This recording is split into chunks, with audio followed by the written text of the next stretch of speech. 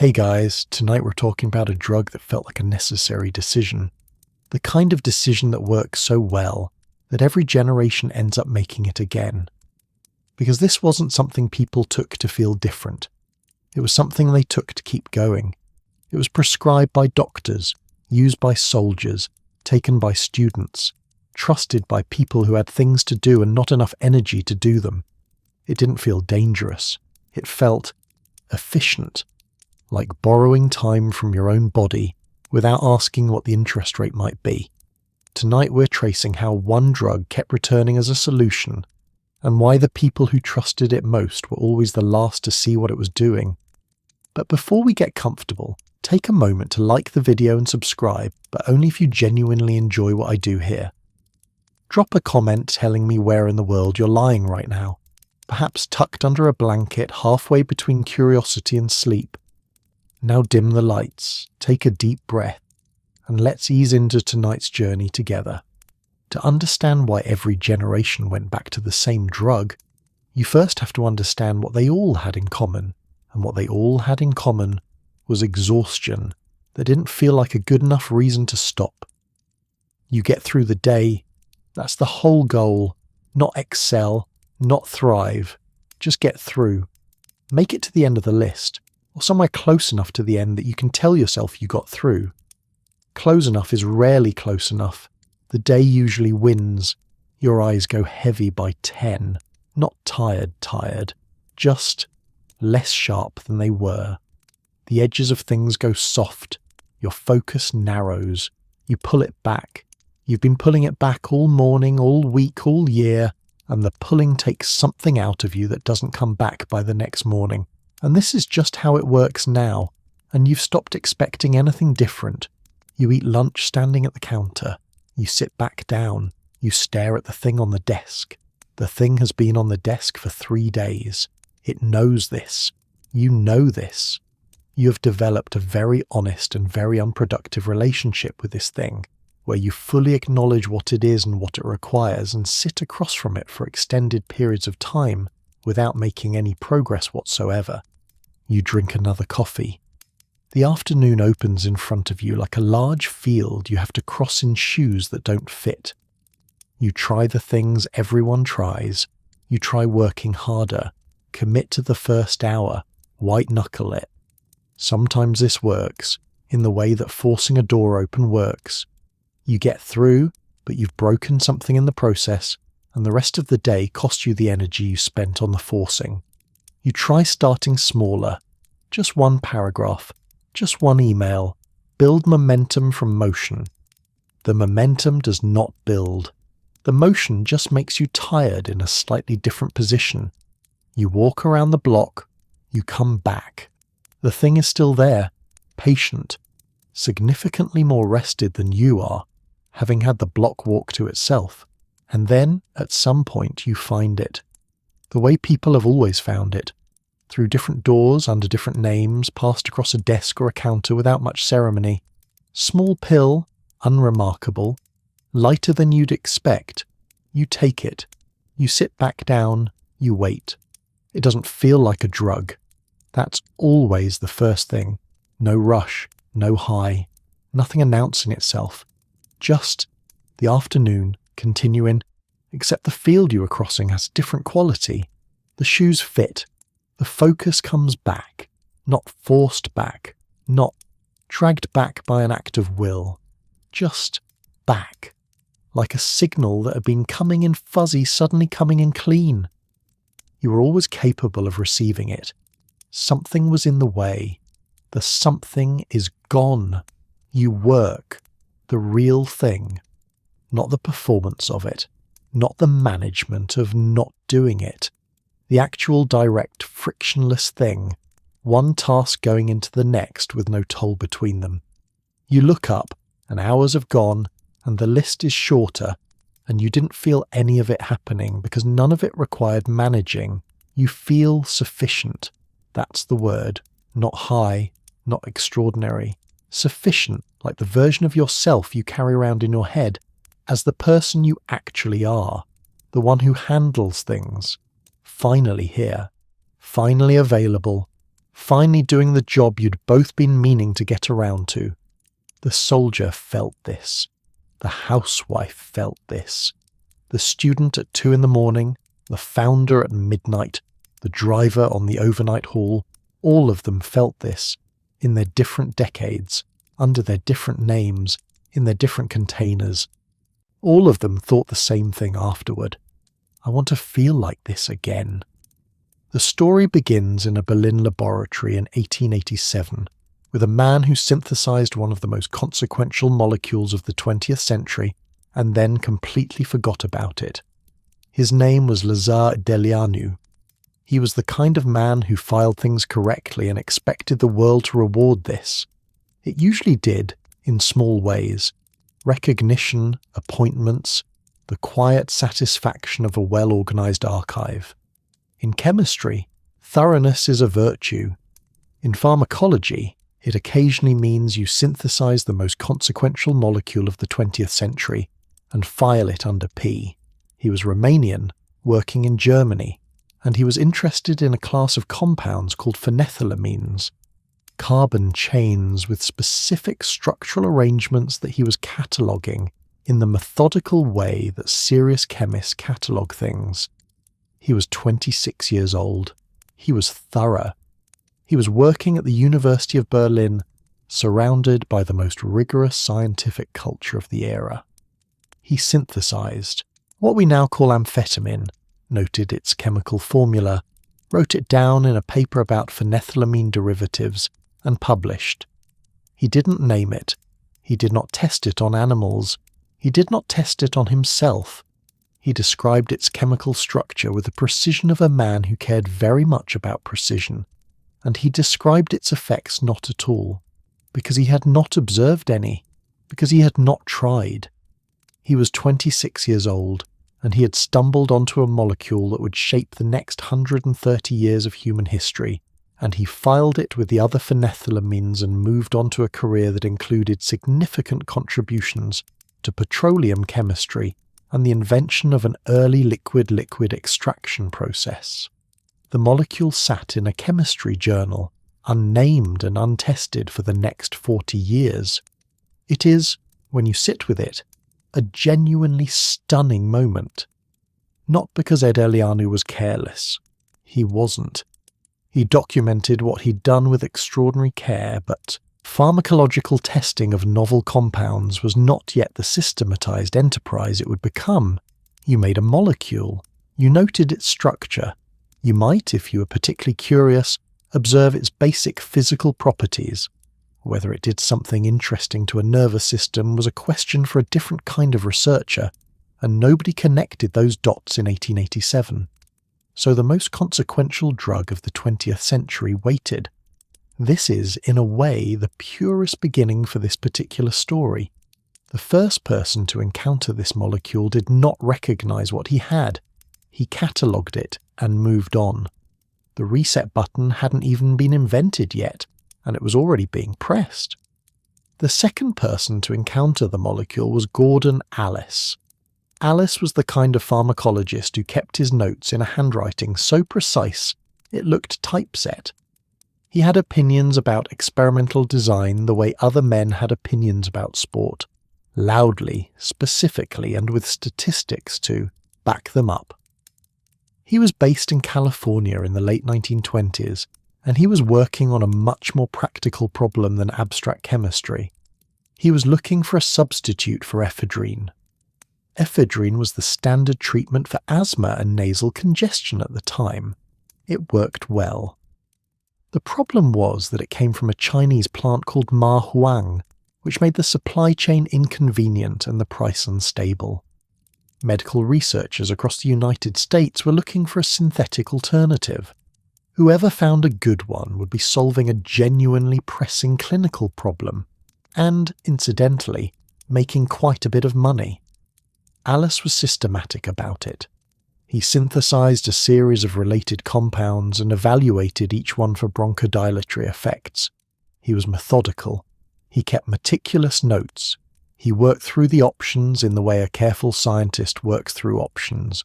One at a time, documented, filed. and in 1929, having synthesized the compound we now call amphetamine, he injected it into himself. He was not the last person to make this decision. Self-experimentation was more common in early 20th century pharmacology than it would later become, partly because animal models were less sophisticated, and partly because some researchers simply wanted to know what a thing felt like. Alice injected the compound, sat down, and waited. He noted elevated blood pressure, increased pulse rate, a prolonged sense of wakefulness that lasted much of the night, and a feeling of well-being. That is the phrase. That is the clinical language a trained pharmacologist chose to describe an experience that was, by any reasonable measure, quite extraordinary. His pulse was up. He couldn't sleep. And he felt, well, not just fine, well, capable, oriented, present in the way that a person is not always present. Alice was a careful man. His notes are meticulous. You can read them. A feeling of well-being is what you find there in careful handwriting next to the blood pressure figures. He also noted that amphetamine was a reasonably good bronchodilator, which was the point of the exercise. He brought the compound to Smith, Klein, and French. They gave him an upfront payment and a royalty arrangement. He became, in time, quite comfortable. He spent the rest of his career working on pharmacology, largely on other compounds, continuing to self-experiment with various things he synthesized, and he eventually died not from amphetamine, but from other self-experimentation, which is one way to close the loop on a scientific career, and which his meticulous notes apparently did not prevent. Smith, Klein, and French looked at the compound, considered the market, and in 1932 introduced it to the American public. They packaged it in a tube for nasal congestion. The Benzedrine inhaler looked like a small lipstick. It contained a cotton strip saturated with amphetamine-free base, a volatile form of the drug that would vaporize when you uncapped the tube and inhaled. The idea was that you'd hold it under your nose and breathe in for nasal congestion relief. It worked exactly as advertised. The congestion cleared. You could breathe again. It also, of course, produced a noticeable stimulant effect. The elevated heart rate, the wakefulness, the feeling of well-being that Alice had documented. Smith, Klein, and French were aware of this. They mentioned it in their medical literature as a secondary effect. They did not put it on the packaging. The Benzedrine inhaler was available over the counter at any American drugstore. No prescription, no age restriction. You could walk in, put down 25 cents, and walk out with a small tube containing the equivalent of several milligrams of amphetamine. What happened next is perhaps predictable in retrospect, though it surprised nobody at the time. Within a few years, it became widely known in certain circles. College students, musicians, writers, truck drivers, anyone with the reason to want to stay awake, that if you uncapped a Benzedrine inhaler and unrolled the cotton strip inside, you could drop that strip into a cup of coffee and drink it, or chew it directly, and the effect would be considerably more pronounced than what you got from simply inhaling. Smith, Klein, and French reformulated the inhaler in 1949 to make the cotton strip harder to remove. People found a way. They reformulated it again in 1959. People found that way too. They removed it from the market entirely in the early 1960s, which is the pharmaceutical equivalent of admitting you've lost an argument without saying what the argument was. By then, it had been available over the counter for nearly 30 years. During those 30 years, the inhaler had developed a second life so robust that it had its own vocabulary. Writers called it Benny. Musicians called it Benny. A whole generation of people who needed to stay awake for reasons that had nothing to do with nasal congestion had discovered what a little cotton strip dissolved in coffee could do for an evening. The company sold a cold remedy. The people who bought it were also buying something else. Nobody, at any level, found this particularly alarming yet. While the inhaler was finding its second audience, Smith, Klein and French introduced Benzedrine tablets in 1935. Now the drug was available in pill form, requiring a prescription, though prescriptions in 1935 were not the bureaucratic barrier they would later become. Doctors prescribed liberally. Patients asked and received. The indications for Benzedrine grew almost by the month. Depression, narcolepsy, obesity, low blood pressure. Nervous tension, a diagnosis that in 1935 covered everything from genuine anxiety to a physician not having a better explanation for what was wrong with you. The drug worked for all of these, in the short term. That was the problem, and also the reason it kept getting prescribed for more things. Something that improved mood, suppressed appetite, and resolved fatigue could plausibly be marketed for any condition where mood, appetite, or fatigue were factors, which is most conditions. By the late 1930s, Benzedrine was being recommended in American women's magazines for weight management. It appeared in advice columns. A doctor writing in the popular press in 1937 suggested it for housewives who find the demands of the household overwhelming. A sentence that is doing quite a lot of work if you read it slowly. Nobody mentioned what happened after the prescription ran out. The pharmaceutical industry had stumbled onto something genuinely useful to them.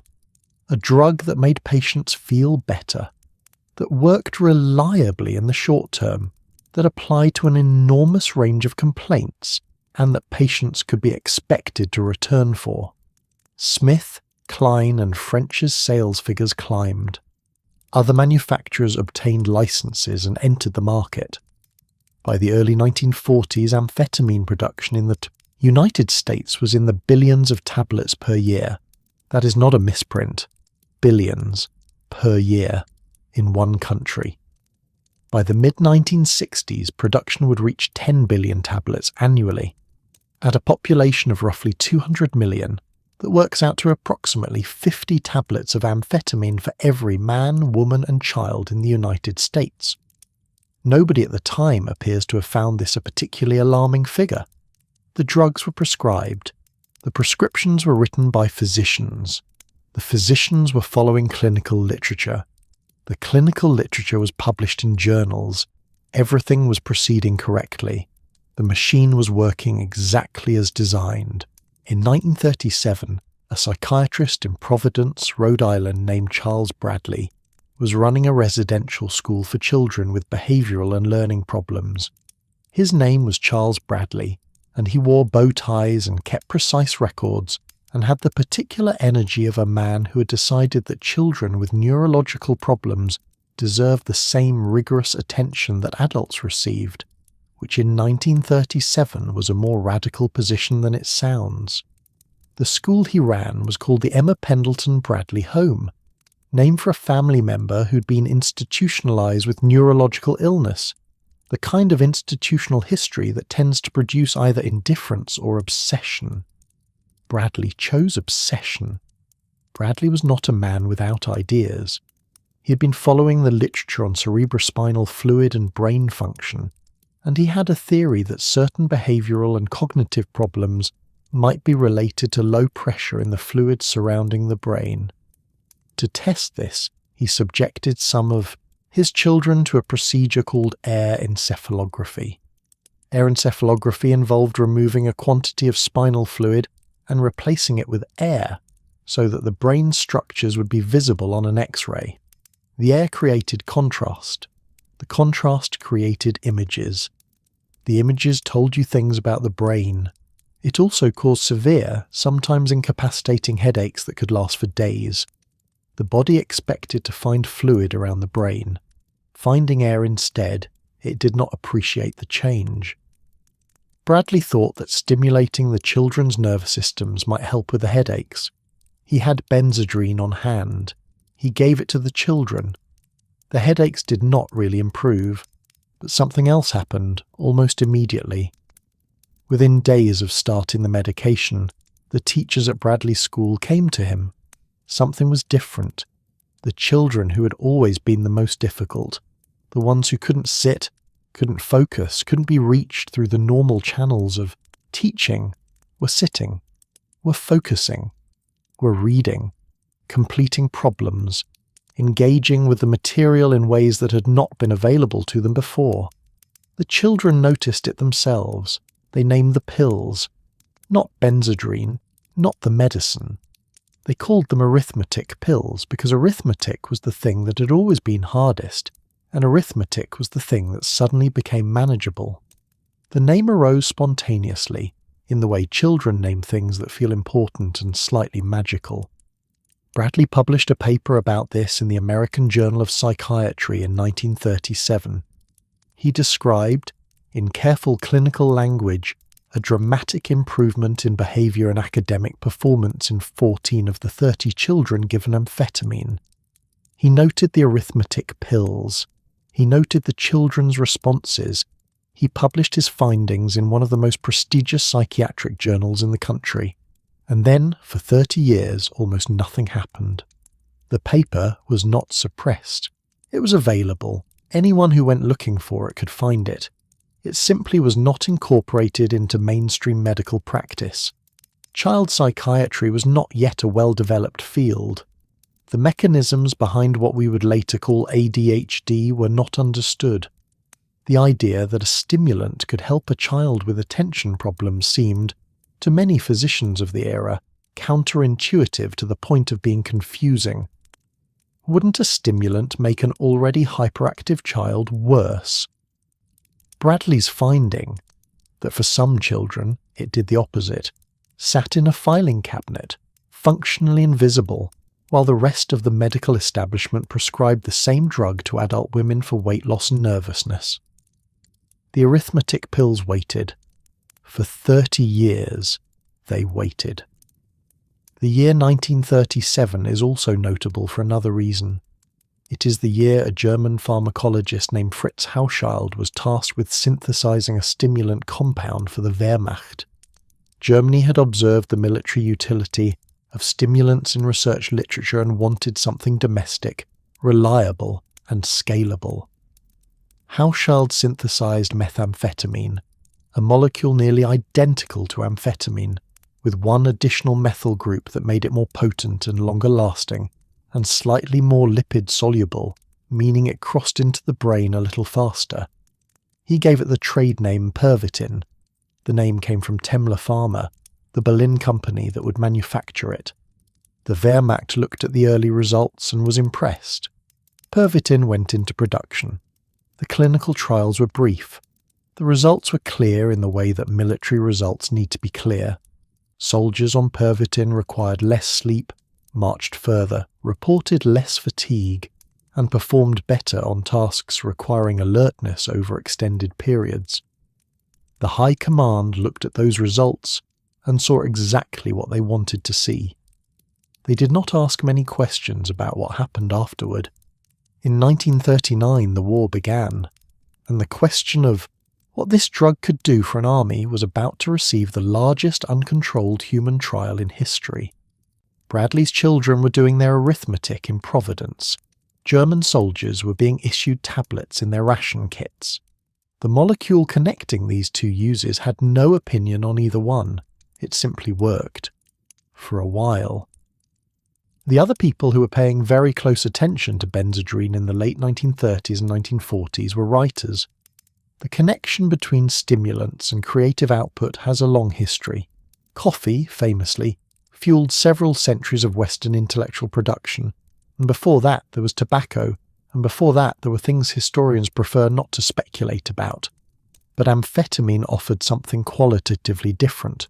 Coffee removed the friction of tiredness. Amphetamine removed the friction of everything else.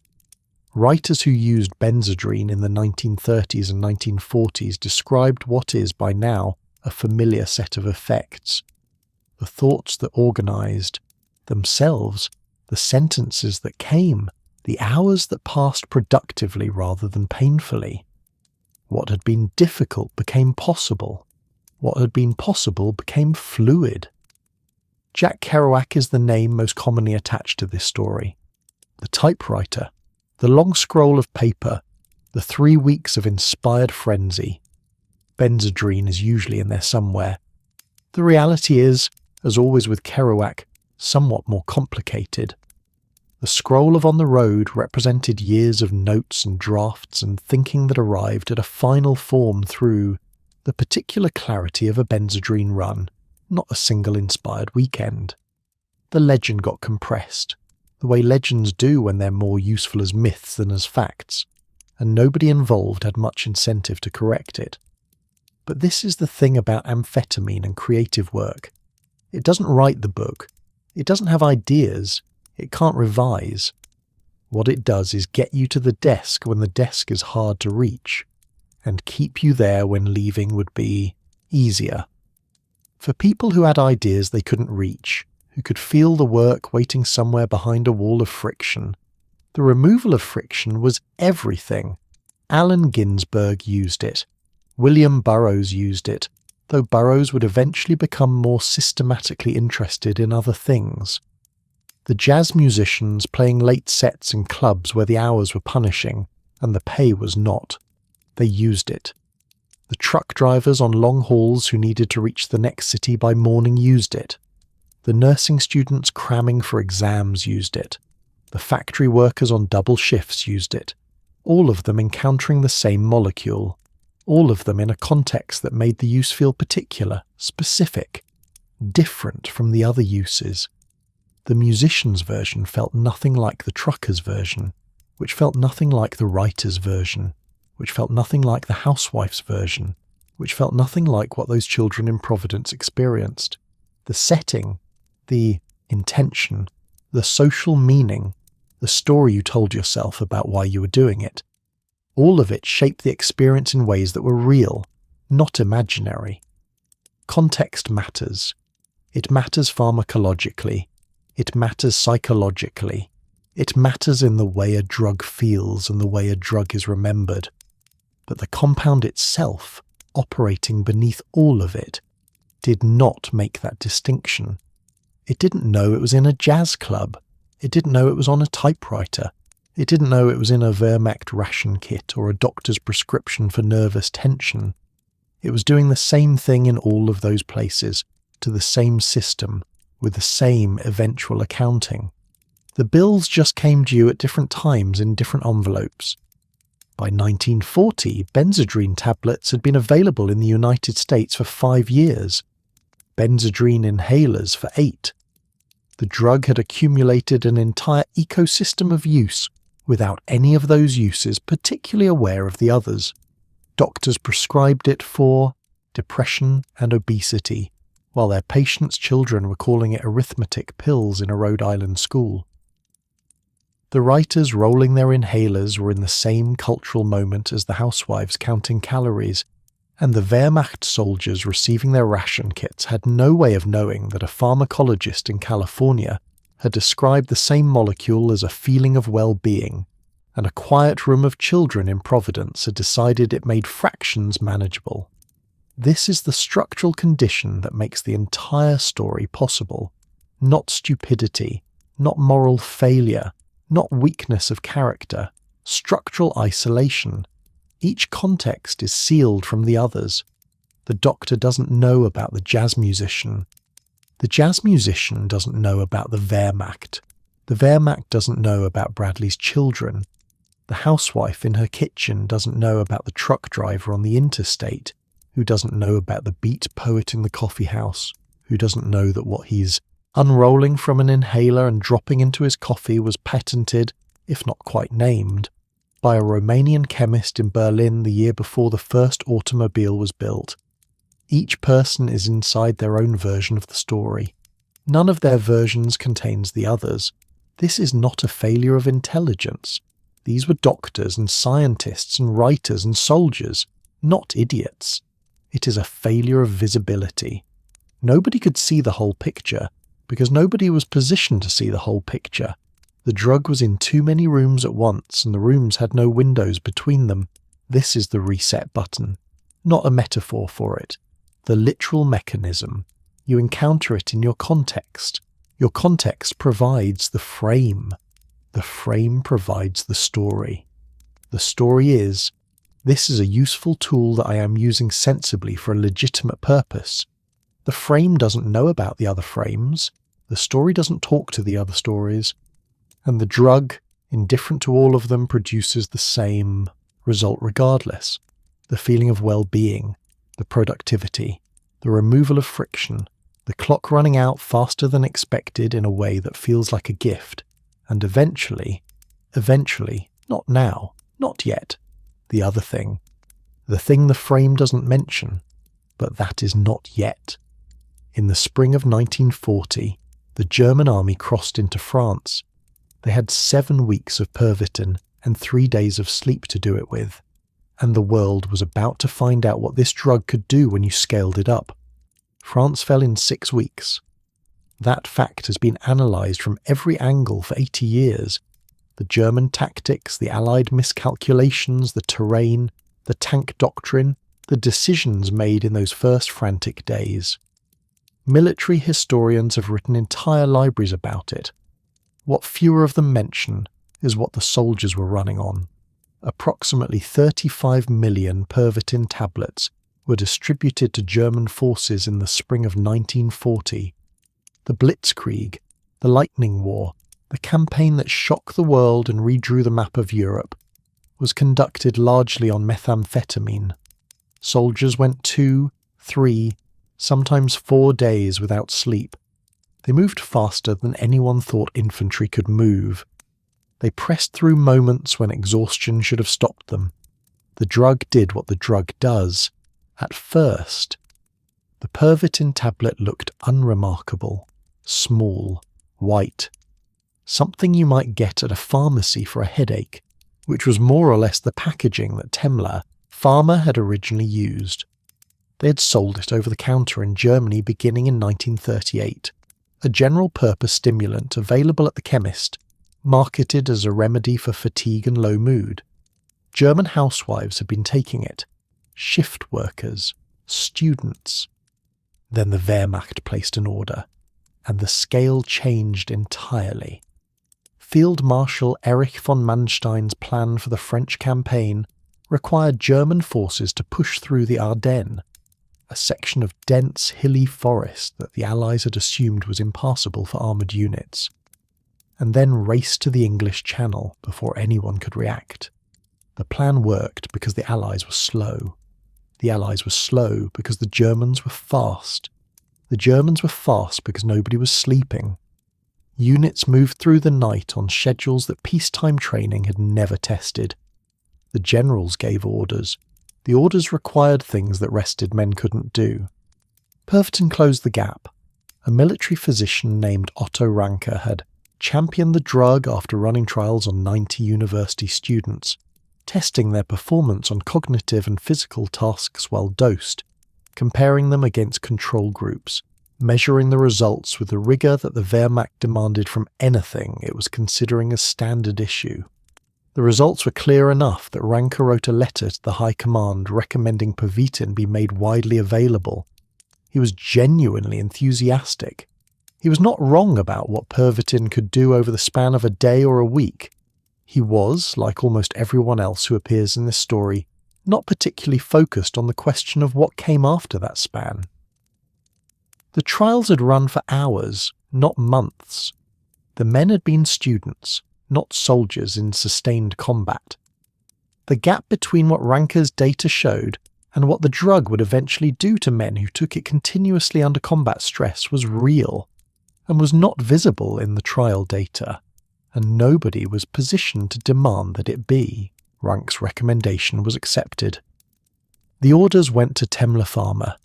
35 million tablets were distributed to German forces in the spring of 1940 alone, a number so large that it represents, for context, roughly 1 tablet per German adult, not per soldier, per adult. That is the scale of a national manufacturing mobilization for a pharmaceutical product, accomplished in the service of a 6-week military campaign. The campaign succeeded. The tablets were credited with a role in that success. The High Command drew the obvious conclusion from these 2 adjacent facts. Nobody asked what the third fact would be. What came after was hard to document, because the Wehrmacht was not in the business of publishing failure rates. But the field reports exist. They were classified for decades and have since been analysed by historians, including the German journalist Norman Ohler, whose research into wartime drug use drew on the German Federal Military Archive records. What they show, if you read them together, is a second story underneath the official one. Soldiers who had been awake for 60, 70, 80 hours were functioning because the drug was giving them something to function on. What they were not doing was building up any reserves. Sleep debt compounds. The nervous system is not designed to run on stimulants indefinitely, and what Pervitin was doing, forcing the release of dopamine and norepinephrine that the body then had to scramble to replenish, was essentially writing checks against an account that would eventually inevitably need to be reconciled. When the operations paused, the reconciliation happened all at once. Soldiers who had been awake for days and were then ordered to stand down didn't come down the way a tired person normally comes down. They crashed in a way that went beyond fatigue into something more clinical. Shaking, unable to focus, a depression that the word depression doesn't quite cover, a motivational collapse, so complete that basic military function became impossible for days. Men who had marched through France at speeds that amazed Allied commanders were now unable to reliably complete a morning inspection. Field commanders reported upward. The reports described the situation in terms of exhaustion and recovery. The framework of addiction, that Pervitin had created a dependency and the crash was a withdrawal, did not exist in the medical vocabulary of 1940 in the specific way it would later exist. The physicians treating these men understood that something was wrong. They had less certainty about exactly what. Some commanders requested more Pervitin to manage the crashes. This created a pattern that anyone familiar with stimulant pharmacology now recognizes immediately. Using the stimulant to treat the consequences of the stimulant. The dose that addresses withdrawal creates a new and larger debt. The cycle accelerates. The Wehrmacht High Command, and this did require, institutional acknowledgement of a problem that nobody was eager to officially acknowledge, issued guidance in 1941 restricting Pervitin's use and cautioning against reliance on it. The guidance noted that prolonged use had been associated with reduced effectiveness and psychological instability. The guidance was advisory. It was not uniformly followed. The war continued, and the pressures that had made the drug seem necessary had not disappeared simply because a memo had been circulated. Pervitin was distributed to German forces until the end of the war. The guidance existed. The distribution also existed. Both things were true simultaneously, in the way that institutional acknowledgement and institutional practice often run in parallel without quite touching. Germany was not alone in this. This is worth pausing on, because the post-war story of Pervitin has sometimes been told as though it was specifically a Nazi phenomenon. One more piece of evidence for the particular. Pathology of the regime. It is convenient framing. It is also inaccurate. The British Royal Air Force issued Benzedrine to pilots as standard equipment. 72 million tablets, by some estimates, were distributed to British forces over the course of the war. Bomber crews flying night missions over Germany, long, cold, terrifying hours in aircraft that were being shot at, took Benzedrine as a matter of operational necessity. The RAF did not conduct extended trials on long-term effects. They had a more immediate concern. American military personnel received Benzedrine across multiple theatres.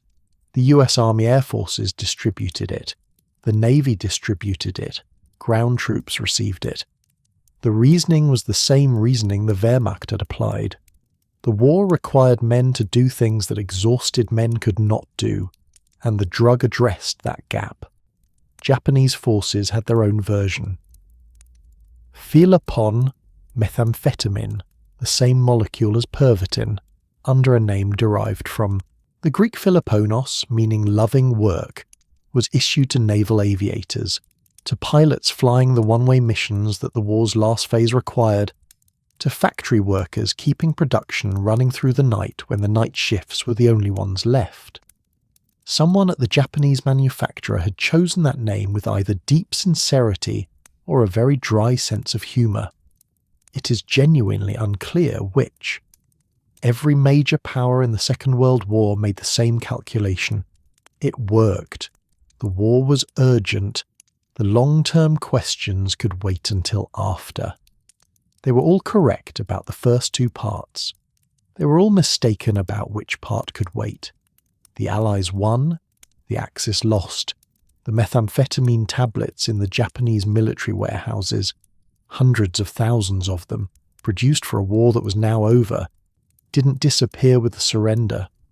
Surplus military drugs, in a country whose civilian economy had been devastated, had an obvious secondary market, and the infrastructure to move them, informal, improvised, filling in the gaps of a destroyed distribution system, was already there. It just needed a customer base. Japan in 1945 was not short of people who needed to feel better. Japan in 1945 was a country that had lost a war, lost its cities, lost its certainty about almost everything it had believed for the previous decade. The occupation was underway. The economy was in ruins. The cultural frameworks that had held Japanese society together had been dismantled overnight by the simple fact of defeat. Into this situation arrived the fill-upon surplus. What had been a military stimulant became, almost immediately, a street drug. The transition required almost no infrastructure. The pills already existed, the distribution networks already existed, and the demand was not difficult to understand. People were exhausted. They were mourning. They were trying to rebuild lives in rubble while also figuring out what it meant to be Japanese, in an occupied country answering to American administrators while those same Americans were distributing, in their own welfare packages, entirely different drugs. The irony was not widely remarked upon at the time. Fill-upon addressed, in the short term, at least one of those problems. The Japanese media named the phenomenon the fill-upon panic, a phrase that managed to be both alarming and somehow inadequate for what it was describing. By the early 1950s, an estimated 500,000 people were addicted. Street injection of dissolved tablets had become common enough to have its own vocabulary. The visible public health consequences, the weight loss, the paranoia, the skin, the behaviour, were appearing in newspaper photographs and disturbing a public that had thought, perhaps, it had already absorbed the worst of what the previous decade could produce.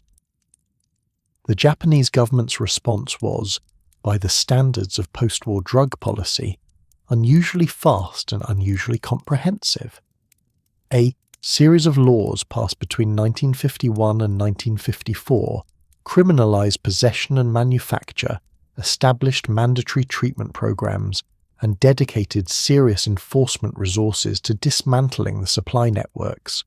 Thousands of people were arrested. Hundreds of thousands went through some form of treatment or supervision. It worked. Within a few years, the fill-upon epidemic was substantially reduced. Japan had become, almost accidentally, the first country to run a large-scale real-world trial of what happens when you combine criminal enforcement with mandatory treatment for a methamphetamine epidemic. The results were mixed in the way that addiction treatment results are always mixed, and decisive in the way that law enforcement results sometimes appear to be. The numbers came down. The visible crisis receded. What did not come down was the underlying exhaustion, the underlying grief, the underlying conditions that had made the drug appealing in the first place remained. A generation of Japanese workers rebuilt the economy in the 1950s and 1960s with a level of sustained labour output that would itself become legendary. Working hours that are, by any modern standard, extraordinary. The fill-upon was gone. The work ethic that had partly been pharmacologically constructed continued under its own momentum. Or perhaps it had always been there, and the drug had simply made it visible. A generation later, Philippon would return, under different names, through different supply chains, with a new generation that knew nothing about the first epidemic for the simple reason that the first epidemic had been resolved and the resolution had felt permanent and people had stopped talking about it. The reset pressed with unusual thoroughness and then pressed again anyway. Meanwhile, on the other side of the Pacific, the American soldiers who had spent years on Benzedrine came home. Most of them came home, which is worth saying plainly, because it is easy, in retrospect, to read this history as a series of pharmacological disasters and lose sight of the fact that most of the people who used amphetamine in whatever era were ordinary people managing ordinary circumstances.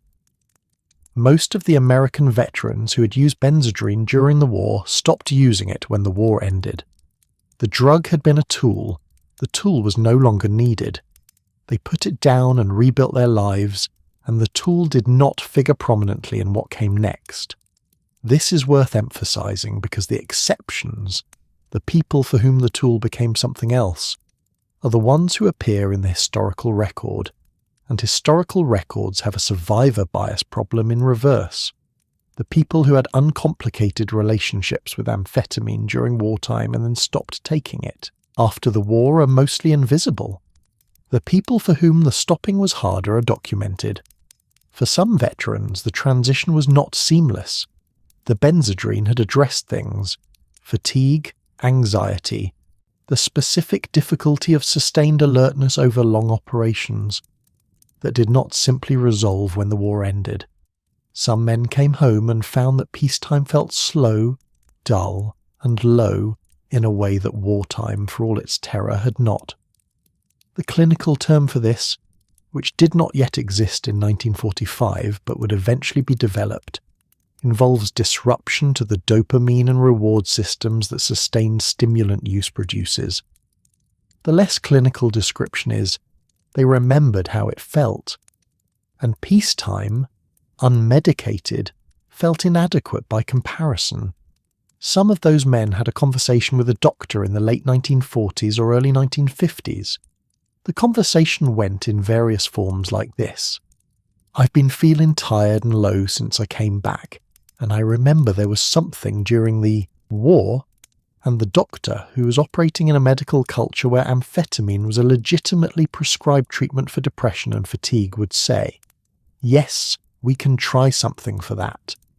This is how a military drug becomes a civilian drug, not through some dramatic transition, not through a single policy decision or a cultural moment, through thousands of individual conversations between tired people and willing physicians, against a background of pharmaceutical marketing, inadequate long-term data, and a post-war society that was collectively, quietly, exhausted. The prescriptions climbed, the indications broadened. The 1950s were just beginning. And somewhere in Providence, in a filing cabinet at the Emma Pendleton Bradley home, a paper about 14 children and their arithmetic pills had been sitting unread for 15 years. Nobody had connected it to the Wehrmacht. Nobody had connected it to the inhalers. Nobody had connected it to the housewives' prescriptions, or the jazz clubs, or the truck routes, or the veterans' conversations with their doctors. Each context kept its own records. Each context told its own story. The filing cabinets did not talk to each other. They never do. By the 1950s, amphetamine had become, in a very real sense, the drug of American ambition and American exhaustion, which in the 1950s were often the same thing. The post-war economic boom was extraordinary and genuinely difficult to live inside. More was expected of everyone. More was possible, which made the gap between what people were achieving and what they felt they should be achieving into a specific kind of psychological weight. The suburbs were filling, the families were growing, the work days were long, the social demands were relentless. The ideal and the gleaming, capable, cheerful post-war American required a level of sustained performance that the human body was not naturally designed to deliver. The pharmaceutical industry had noticed this gap before the public had named it. They had a product, they had doctors, they had marketing budgets that were, by modern standards, almost innocently direct. Tired, low mood, struggling to keep up, here is a pill.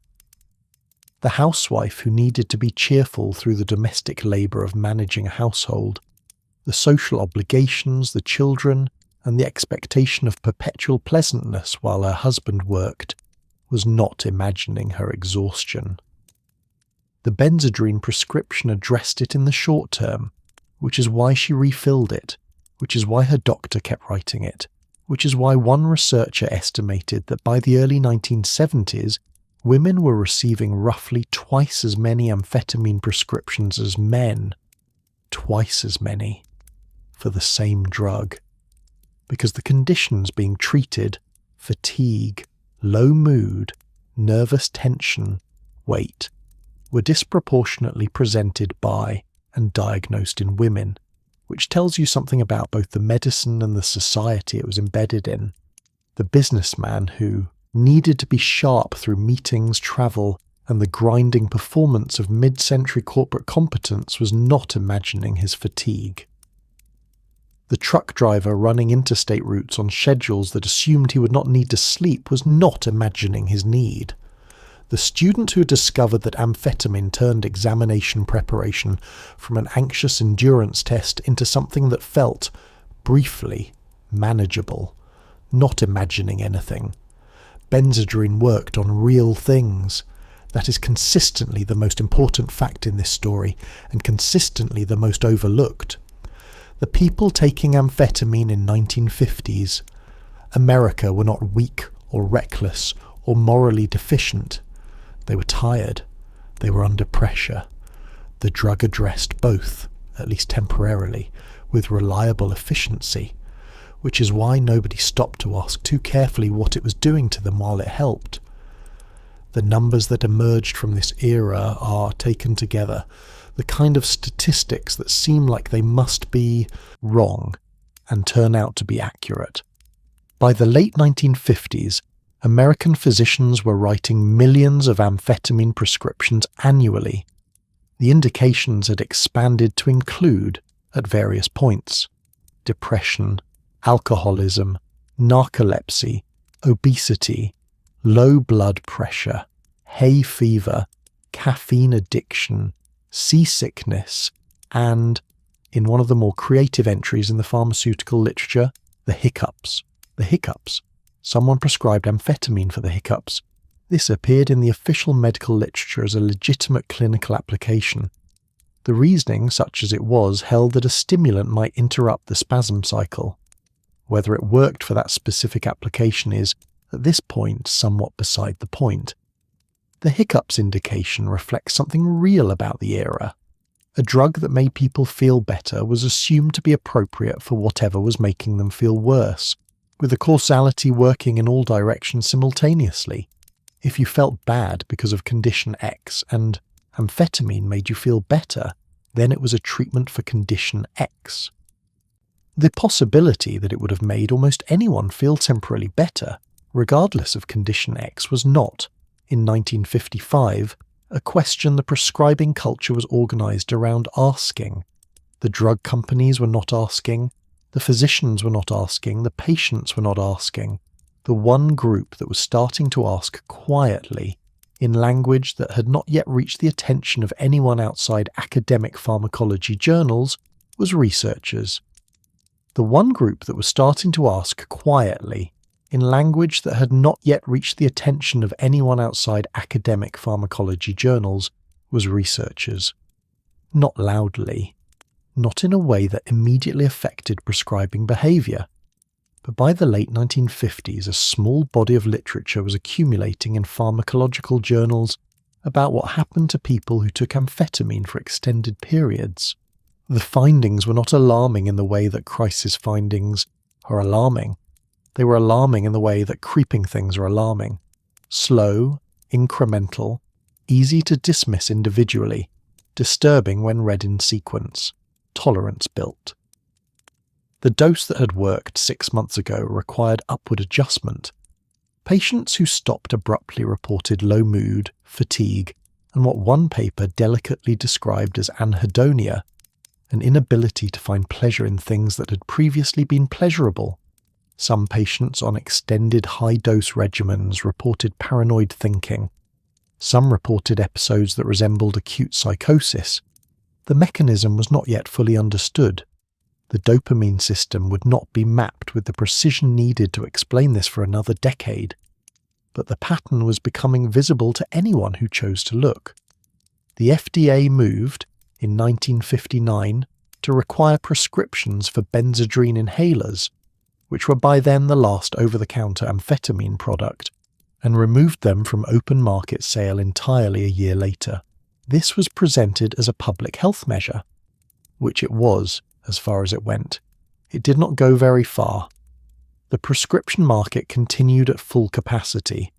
The production numbers continued climbing. The indications, though slightly narrowed, remained broad. The total amphetamine landscape was vast, and the regulatory action that had just occurred had addressed the smallest corner of it. The rest of the landscape was proceeding normally. In 1960, a different kind of American was discovering it. Not through a physician's prescription, not through a military ration kit, not through a cotton strip dissolved in jazz club coffee, through a needle. The intravenous use of methamphetamine had been documented in West Coast cities through the late 1950s, moving through the networks of people who already had a relationship with intravenous drug use and had become curious about what a stimulant would do when the usual delays of digestion and stomach metabolism were removed. What it did was arrive, immediately, a surge rather than a rise. The effect that powder and pill delivered over 30 or 40 minutes was now happening in seconds, intense in a way that no prior oral dose had suggested, euphoric in a way that changed, for many people who experienced it, the baseline against which all other pleasures were measured. And then, in the hours that followed, the crash that was proportional to what had preceded it. The compulsion to repeat was not subtle. The cycle, dose, intensity, crash, compulsion, dose, was compressed and consuming in a way that the pill had never quite managed. People who had used oral amphetamine for months without significant trouble reported that the first intravenous dose changed their relationship to the drug entirely. By 1962, San Francisco had a documented community of intravenous methamphetamine users, speed freaks, in the vocabulary that the neighborhood was developing, clustered in and around the Haight-Ashbury district that would, within 5 years, become famous across the world for something very different. The counterculture was coming, the summer of love was coming, the flower children and the acid and the free concerts in Golden Gate Park were all coming. But underneath all of it, already present, already doing its work in the clinics on the edges of those same neighborhoods, was the molecule that had been present for 30 years. It had found another new context, another frame around it that made it seem like something particular to this moment, this community, this way of using it. The doctors and nurses working in the Haight-Ashbury Free Clinic, which would open in 1967, just as the summer of love was arriving, were already treating the consequences. They saw what the speed freaks looked like after 6 months, after a year. They knew what it did to the body, to the teeth, to the weight, to the capacity for rest. They were about to discover something that would surprise them. The wider counterculture, which was comfortable with almost every other substance in circulation, was not comfortable with this one. The warning, when it came, was going to come from the inside. The counterculture had rules, not written rules, nothing so embarrassing as a posted list, but rules nonetheless, shared understandings about which substances were consistent with what the Haight-Ashbury community believed itself to be, and which ones were not. LSD was fine, marijuana was fine, psilocybin was fine. These things opened doors, or were supposed to, and the community liked things that opened doors. Intravenous methamphetamine was not fine. the speed kills warning emerged from within the counterculture itself, not from the FDA, not from the government, not from the kind of authority the Haight-Ashbury crowd had categorically stopped listening to. It came from the Diggers, a radical community group that fed people and ran free clinics and printed broadsides and generally tried to hold a fragile neighbourhood together while the media was telling everyone the summer of love was happening. The Diggers were not idealists in the conventional sense. They were people who had decided that feeding someone was more useful than theorising about feeding someone, and they operated accordingly, with the particular impatience of people who have looked at a problem directly and find the political debate around it somewhat beside the point. The Diggers watched what the speed freaks looked like after 6 months. They watched the weight disappear. They watched the paranoia set in. They watched what the drug did to the body and the mind over time, in real time, in their neighbours and their friends. They printed flyers. The flyer said, "Speed kills." This was, historically, an unusual moment. A community that had positioned itself as radically opposed to the drug war's premises, that had argued consistently and loudly that the government's drug classifications were motivated by politics rather than pharmacology, was drawing its own line in the same place the government had drawn it. Not because the government said so, because they could see it.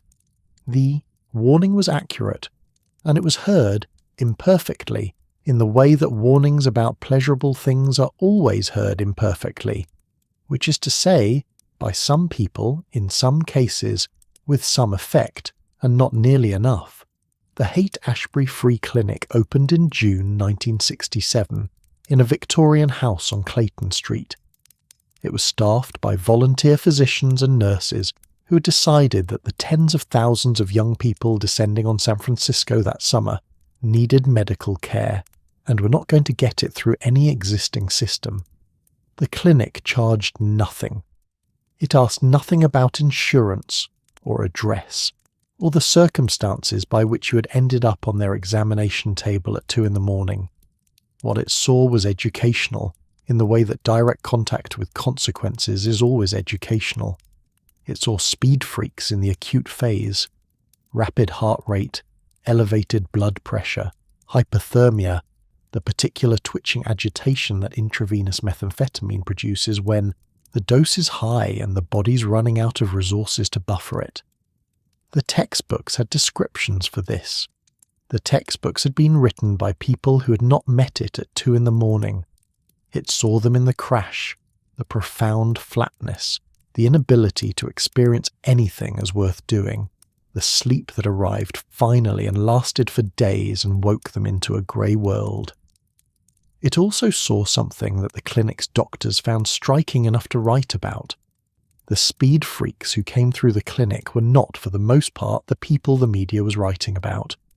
They weren't the idealistic flower children who had come to San Francisco to participate in something larger. They were people who had often come to San Francisco because they had nowhere else to go. People whose lives had already been difficult before the drug, who had found in intravenous methamphetamine something that addressed real pain and real exhaustion with an immediacy that nothing else offered. The drug worked on real things, even here, especially here. That is the part of the story that the Speed Kills campaign didn't quite capture, and couldn't quite capture, because a 3-word slogan doesn't have room for the context that made the drug appealing in the first place.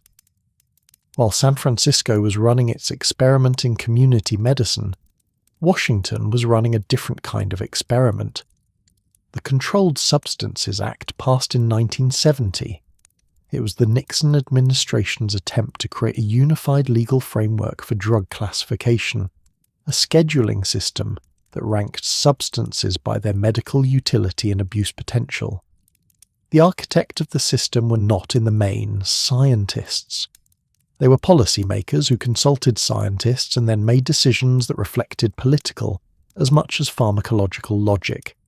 Heroin, Schedule 1. No accepted medical use, high abuse potential. LSD, Schedule 1. marijuana, Schedule 1, amphetamine, Schedule 2. Schedule 2 meant significant abuse potential but accepted medical use. It meant prescription required, distribution regulated, but legal production continues. It meant the drug stays in the medical system. This was not obviously wrong as a classification. Amphetamine did have accepted medical uses for narcolepsy, for the children whose arithmetic pills had finally been acknowledged, for a condition that was now being called attention deficit disorder.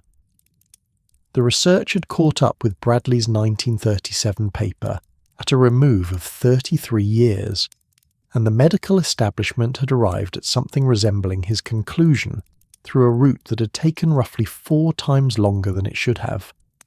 How that happened is a small story inside the larger one. In the 1950s and early 1960s, a handful of researchers had begun publishing work on what was then called minimal brain dysfunction, a diagnosis so vague it was almost a placeholder, covering children who were disruptive, inattentive, or hyperactive without an obvious neurological cause. The stimulant findings from Bradley's 1937 paper were rediscovered by this group, cited, extended, and eventually synthesized into something that resembled a clinical consensus. By the mid-1960s, Ritalin, methylphenidate, which is structurally similar to amphetamine and pharmacologically comparable, was being prescribed for children with the condition. By 1970, when the Controlled Substances Act was being drafted, the category of childhood inattention had a name that was firming up, a drug that addressed it, and a growing body of clinical research supporting both. Charles Bradley had been right in 1937. Nobody had been wrong to ignore him then, exactly. The infrastructure to evaluate and act on the finding hadn't existed.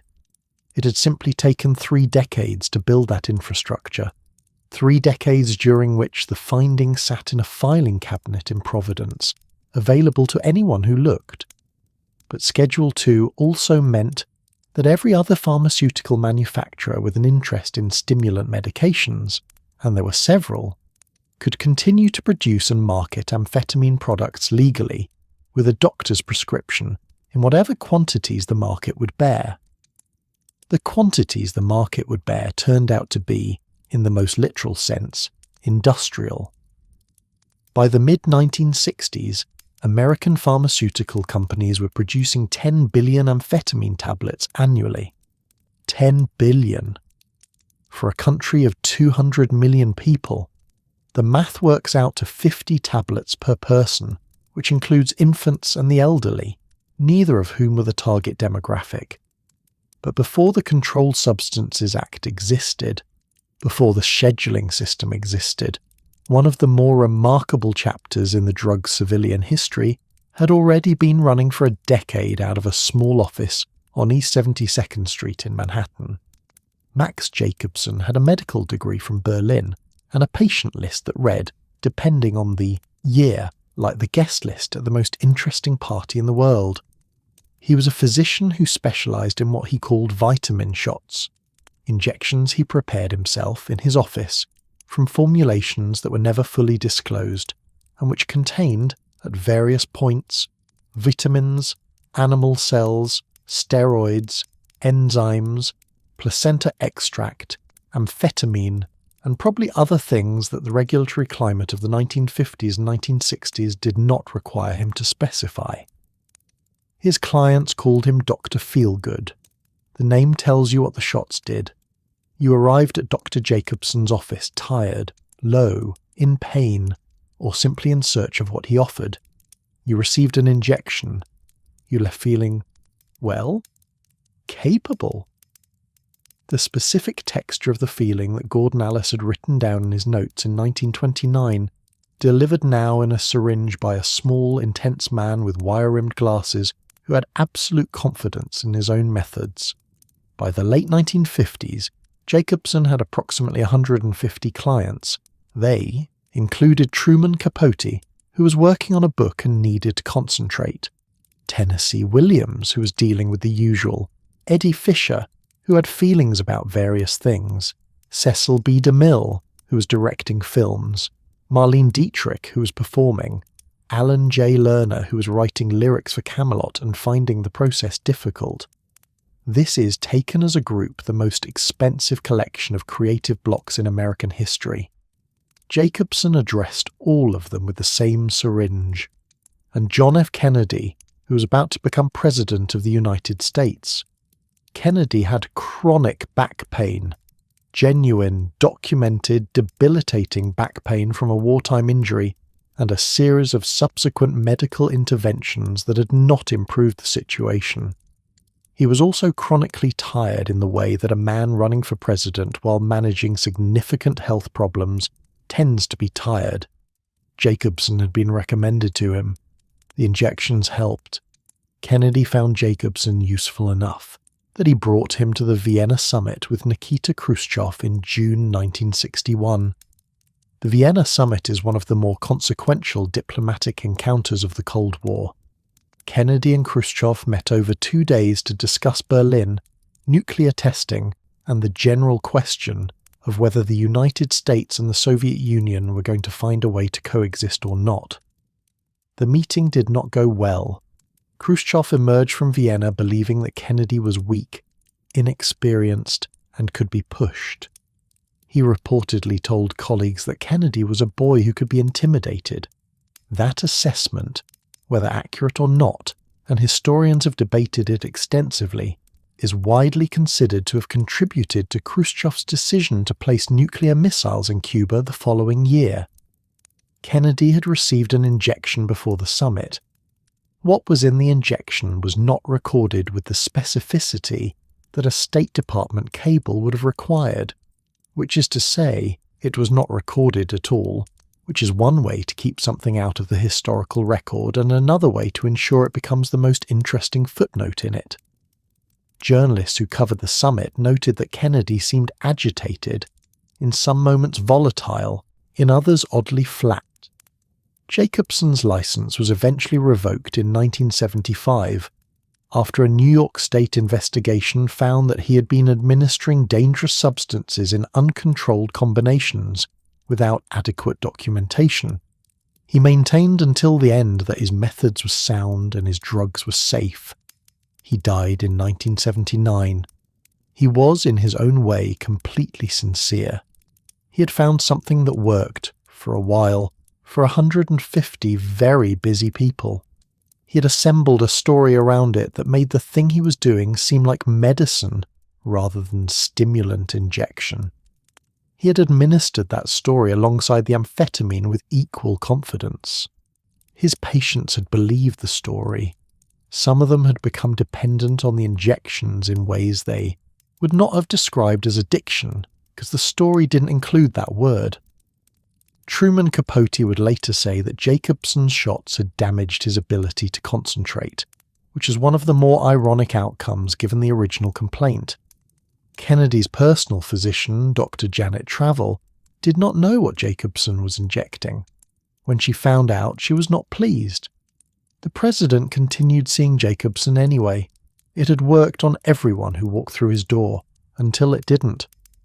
The revoking of Jacobson's license in 1975 was, in the larger story, a very small event. By then, the pharmaceutical market had already been restructured by the Controlled Substances Act. The prescription era was being replaced by a different kind of market, and the clinics in San Francisco had been watching for 8 years what happened when the story around the molecule failed to account for what the molecule actually did. The 1970s produced a paradox that nobody at the time quite had the vocabulary to describe. The connection was not primarily that people who couldn't get legal amphetamine turned to illegal sources, though that happened. The connection was more fundamental. The decade in which prescription amphetamines were brought under tighter federal control was also the decade in which a large illicit production network established itself, because the demand that had been served by physicians was now being partially redirected and partially created anew by a different supply chain. That supply chain had a very recognizable face if you knew where to look. The motorcycle clubs that had been part of California's landscape for 2 decades turned out to have a useful set of skills for the illicit pharmaceutical market, a distribution network that operated outside conventional commerce, connections to precursor chemical suppliers, and a cultural environment that treated both law enforcement and the straight world with approximately equal contempt. The Hells Angels and affiliated clubs became, through the 1970s and into the 1980s, significant producers of illicit amphetamine, which is one of the more improbable career pivots in American business history, and which they accomplished without venture capital, a regulatory framework, or any particular interest in being understood. Primarily powder methamphetamine, lower purity than the pharmaceutical product, sold at lower prices to a market that was distinctly different from the prescription patient of the 1950s. The production was domestic. The chemistry was not especially complicated. The synthesis route for methamphetamine from available precursor chemicals was documented in organic chemistry literature and had been known for decades. What the clubs provided was not technical innovation. It was distribution and discretion and the particular kind of enforcement immunity that comes from operating in a subculture that the mainstream doesn't look at very hard. The labs moved. When one was found, another opened. The enforcement resources directed at them were real, but insufficient, partly because the customers were not visible in the communities that set policy priorities. The people buying powder speed in the 1970s were not the housewives of the 1950s or the beat poets. They were truck drivers, factory workers, people in rural communities with limited access to the pharmaceutical market and a very practical need for what a stimulant offered when the work demanded more hours than the body could produce unaided. Same molecule, different packaging, different price point, different community, different story surrounding the use, the reset, operating at the level of the supply chain. Meanwhile, in the cities, a different drug was consuming all available attention. Cocaine arrived in the 1970s and dominated the 1980s, with a cultural presence so total that it effectively pushed everything else to the narrative margins. The drug war story of the Reagan era was cocaine, the powder, then crack, the epidemic, the 100-to-1 sentencing disparity, the mandatory minimums, the prison expansion that was built on this specific moment, specific politics. Amphetamine was still there.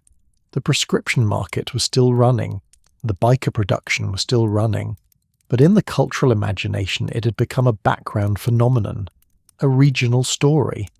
Something happening in places the cameras weren't pointing. The cameras were pointed at Miami.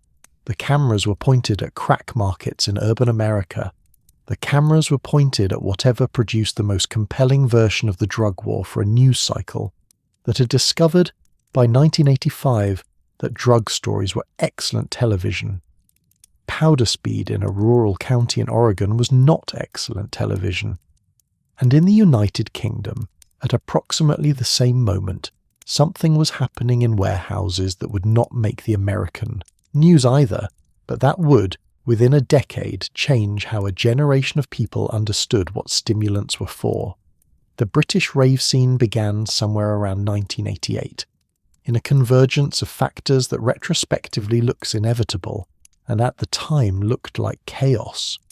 Cheap flights to Ibiza, a generation of young people who had grown up under Thatcherism and found the official culture's promises hollow. A new genre of electronic music built in Chicago and Detroit that found its European audience in the UK, and 2 drugs that matched the music's demands with unusual precision. One was MDMA, the other was speed. Powder amphetamine sulfate, not crystal, not pharmaceutical, not the relatively pure product circulating in American markets. This was the cheapest and most widely available stimulant in Britain, produced domestically and sold at prices that a warehouse full of 18-year-olds with £20 in their pockets could actually afford. The purity was low, the come down was unpleasant. The effect was less nuanced than MDMA in every way the word nuanced applies, but it kept you dancing. For 12 hours, in a former aircraft hangar with no ventilation, it kept you dancing.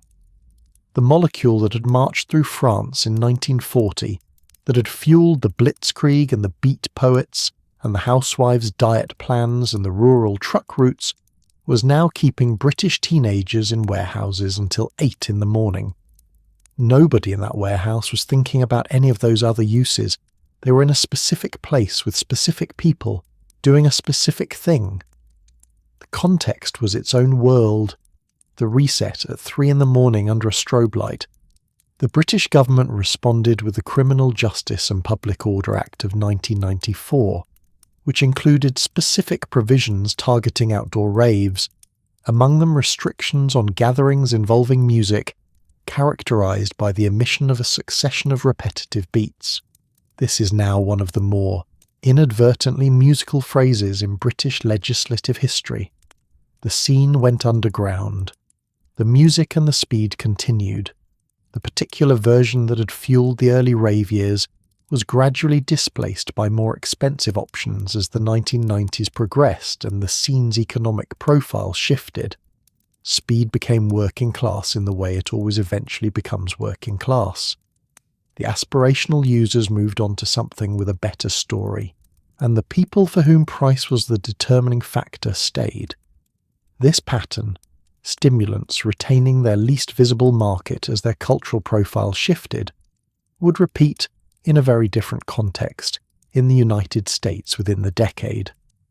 What was not visible accumulated in the background quietly for a decade, and then it found a new form. The new form arrived in Hawaii in the late 1980s. Crystal methamphetamine, high-purity methamphetamine that could be smoked, delivered in the form of translucent shards that resembled rock, candy and burned at temperatures that produced a vapour the lungs could absorb directly, had been available in limited quantities in Asian markets for some years. It reached Hawaii through Pacific supply chains before it reached the continental United States, which gave the island a few years of experience with the drug that the mainland would not have when crystal arrived there. The experience was not encouraging. Smoked methamphetamine delivered the drug to the brain faster than powder, swallowed or snorted, though more slowly than injection. It produced a longer-lasting high than crack cocaine, hours rather than minutes, with a crash that was proportionally extended and severe, and it could be produced domestically from precursor chemicals that were, in the late 1980s, still widely available without significant restriction. The combination of those factors, intensity, duration, domestic producibility, and the availability of precursors, made it, from a market perspective, an extraordinarily attractive product. Crystal spread from Hawaii to California, from California to the Southwest, from the Southwest to the rural Midwest through the 1990s. It followed the routes of interstate commerce and the networks of existing drug distribution. It moved through communities that had already had relationships with powder speed, where the infrastructure and the demand both existed, and it was welcomed in those communities as an upgrade. Better purity, stronger effect, longer lasting. The people receiving this upgrade did not know much about Pervitin. They did not know much about the biker labs or the 1950s housewives or the arithmetic pills. They had not read the Japanese epidemic reports from 1954. They were encountering this molecule in the context that was available to them. Rural America, economic decline, a drug that made it possible to work double shifts and feel, for a while, like the effort was sustainable. The public health consequences arrived slowly, then all at once. In 2004, the sheriff's office in Multnomah County, Oregon made a decision that would, without anyone quite planning it, change how America understood methamphetamine. They began releasing booking photographs of people arrested repeatedly on meth-related charges, before and after images showing the same individual across multiple arrests over months and years. The physical transformation documented in those photographs was severe. Skin, teeth, weight, the face. The Multnomah County Sheriff's Office released the photographs. A local newspaper ran them. The images spread. This was before social media, but the internet existed and found them anyway, and within months they were everywhere. The Faces of Meth campaign was not exactly a campaign. It was a set of photographs that happened at a moment when the media needed a visual way to tell a story it had been circling for years. The photographs worked as deterrents for some people. They also worked as stigma, in a way that made treatment seeking harder for the people inside those photographs and the many people whose situations resembled theirs. The person in the Faces of Meth photograph was not a cautionary tale to everyone who saw it. To some people, she was a neighbour, a family member, someone who had started using for the same reasons anyone started using, and whose face now appeared in a newspaper. The policy response would eventually come. The cultural response had already arrived. The government's response to crystal meth followed a pattern that anyone who'd been paying attention to American drug policy for the previous 50 years would have recognised instantly. It was slow, then it was loud, then it was punitive, then it was declared a success. The slow phase, the early 1990s, as crystal established itself in rural markets, while the policy apparatus remained focused on cocaine and heroin. The loud phase, the mid to late 1990s, as crystal, meth began appearing in media coverage with increasing frequency, at first as a regional story, then as a national crisis. The punitive phase, the Combat Methamphetamine Epidemic Act of 2005, which restricted the sale of pseudoephedrine, the precursor chemical present in common cold medications, and established purchasing limits and identification requirements that made domestic production significantly harder. The declared success, domestic meth production dropped. The number of meth labs seized fell sharply. Officials held press conferences. The phrase, "winning the battle," was used. What happened next illustrated, with unusual clarity, the limits of addressing a supply problem without addressing a demand problem. The demand problem was still there. The domestic supply had contracted. But the people who had been buying crystal meth in rural Missouri and rural Oregon and rural Montana were still there too, still wanting what the drug offered, still willing to pay for it. Mexican drug trafficking organizations had been watching the situation develop with professional interest. The Sinaloa cartel and its rivals had already restructured the American heroin and cocaine markets over the previous 2 decades, replacing the fragmented domestic and Colombian supply chains with something more vertical, more efficient, and considerably more dangerous to compete with. They had the distribution networks, they had the capital, they had the chemical precursors, now sourced from China rather than domestic cold medicine, and the industrial production capacity to manufacture methamphetamine at a scale and purity that the biker labs and the domestic cooks had never approached. The crystal that arrived from Mexico starting in the mid-2000s was purer than anything the domestic market had produced. It was also cheaper. The combination of higher purity and lower price is, in any market, a significant competitive advantage. The counter-narcotic success of 2005 had reduced domestic production and increased cartel market share simultaneously. The drug war had, once again, professionalized the supply chain it was trying to destroy. By 2010, methamphetamine from Mexican cartels was available in communities across the United States at prices lower than they had been in decades, at purity levels higher than the domestic market had ever achieved. The people who needed it could find it. The people who needed it were still there because the things Crystal addressed, the exhaustion, the economic precarity, the insufficient hours in a working life that demanded more than it offered, were also still there. The reset had been pressed again, this time at cartel scale. And while all of this was happening, while the crystal epidemic was building in rural America and the cartel supply was establishing itself, in a suburb somewhere, a doctor was writing a prescription. A different kind of reset was underway. The drug that was tearing through rural America in the 1990s and the drug that was being prescribed in suburban pediatricians' offices in the same decade were, at the molecular level, close relatives. Not distant cousins. Close relatives. Amphetamine and methamphetamine share the same core structure.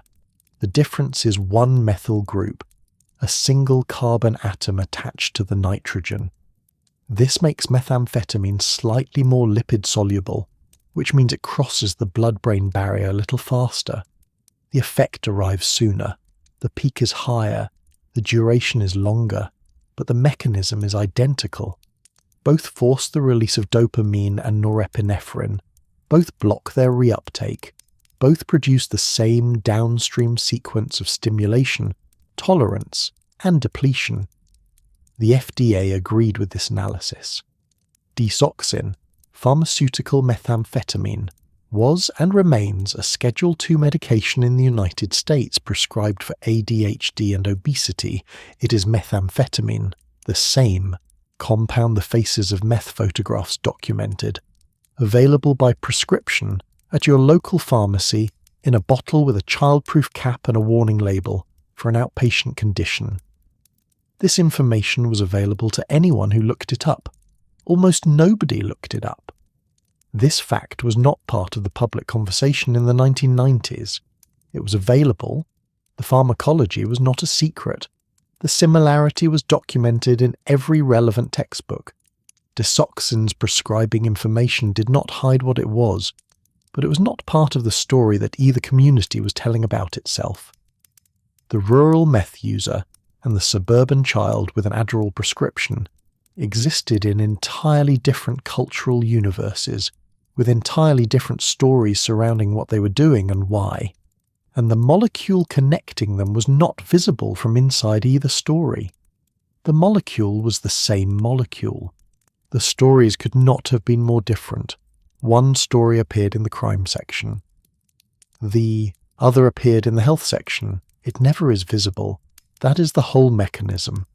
The Adderall origin story is one of the stranger entries in the history of pharmaceutical branding.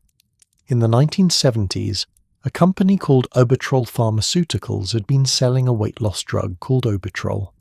Obertrol contained mixed amphetamine salts, a combination of amphetamine and dextroamphetamine molecules, and it worked for the purposes of appetite suppression in the way that amphetamine always works for that purpose, which is to say, reliably, temporarily, and with a set of downstream effects that the prescribing literature did not front-load.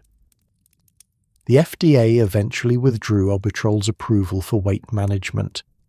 The company, acquired by Richwood Pharmaceuticals, sat on the formulation. In 1996, Richwood relaunched it, not as a weight loss product, as a treatment for attention deficit hyperactivity disorder.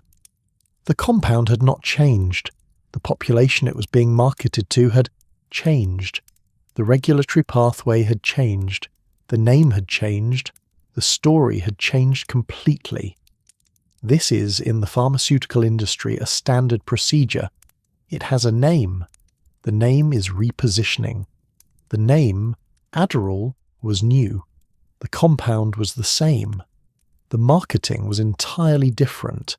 Clean, clinical, focused on the genuine population of children and adults with ADHD who had difficulty functioning in everyday settings and who responded well to stimulant medication. The word methamphetamine did not appear in any of the launch materials. Neither did speed. Neither did any of the names that the same molecular family had accumulated across the previous 60 years. This was not deception exactly. Adderall is not methamphetamine. They are related compounds, not identical ones, and the pharmacological differences are real. But the distance between Adderall and methamphetamine in the popular imagination vastly exceeded the distance between them in the pharmacology textbooks. The marketing had created a story. The story was believed. The story was, for a significant portion of its audience, genuinely useful. That is the formula. That has always been the formula. The diagnosis that the prescription required was spreading. ADHD had been a recognised condition in the clinical literature since the 1960s, building on Bradley's Rediscovered work and the growing body of research on childhood inattention. The condition was real. The research supported that clearly, and it had been genuinely undertreated for years.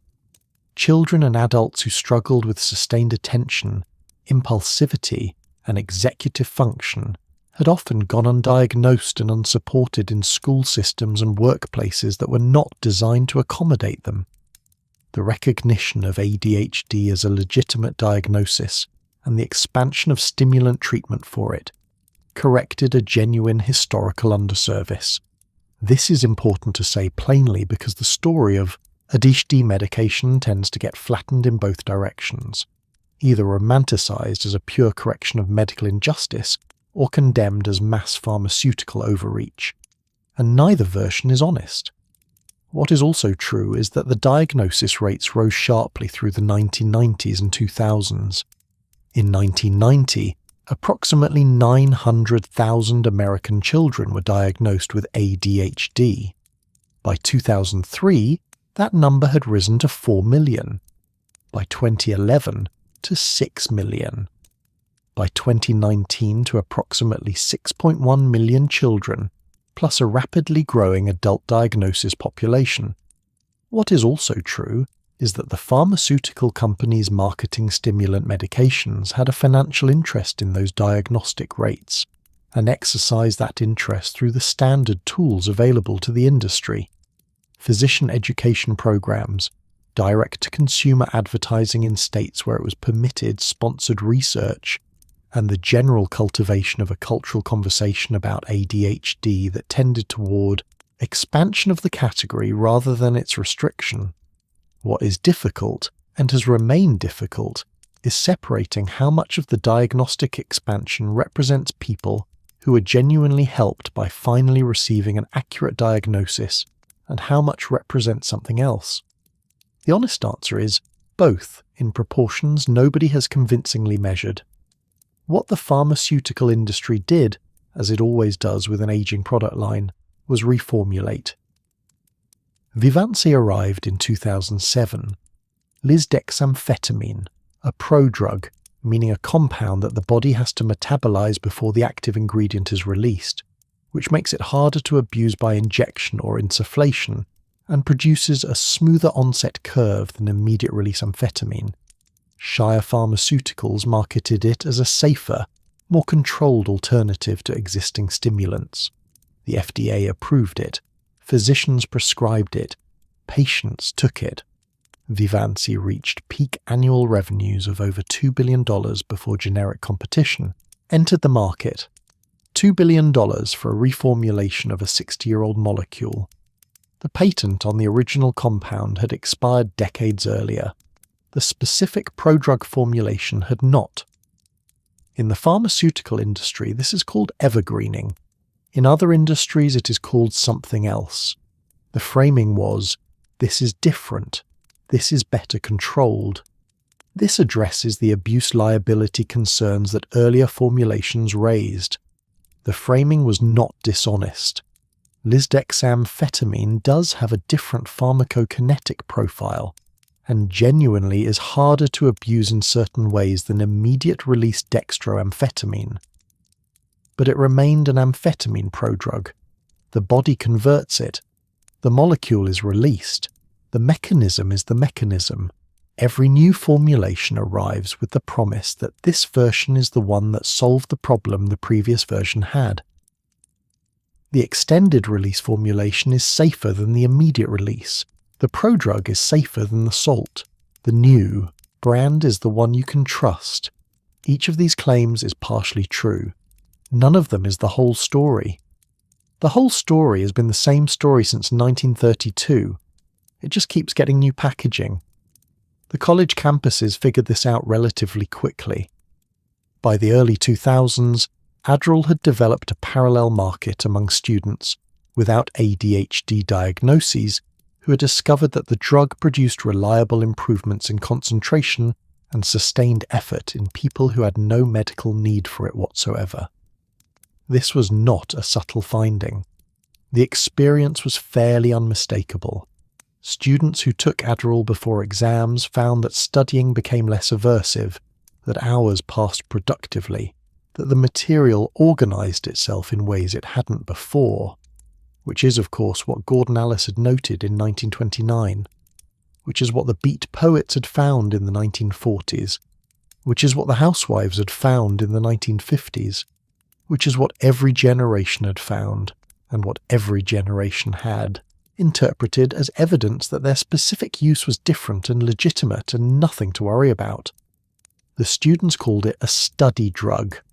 The language was careful and load-bearing in ways the students using it were largely unaware of. Study drug positioned the use as instrumental, academic, temporary. Nothing like the people in the faces of meth photographs. Nothing like the rural crisis happening in a county 4 hours away.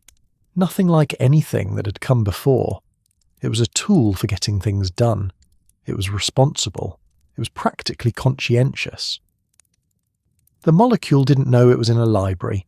The source was usually a classmate with a legitimate prescription. The going rate was $5 for an immediate release tablet, more for extended release during finals.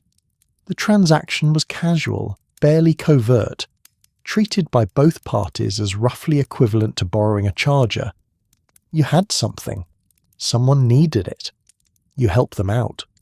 The fact that it was a Schedule II controlled substance with a pharmacological profile identical to the recreational drugs being policed elsewhere on campus was not, in the social context of an elite university dormitory, the frame that either person was operating within.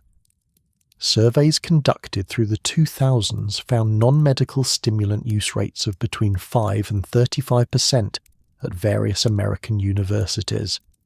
The honest researchers acknowledged the range was too wide to be useful, and the methodology was imperfect. Asking people to admit illegal behaviour on a questionnaire produces underestimates. Asking anonymously produces better data but still uncertain data.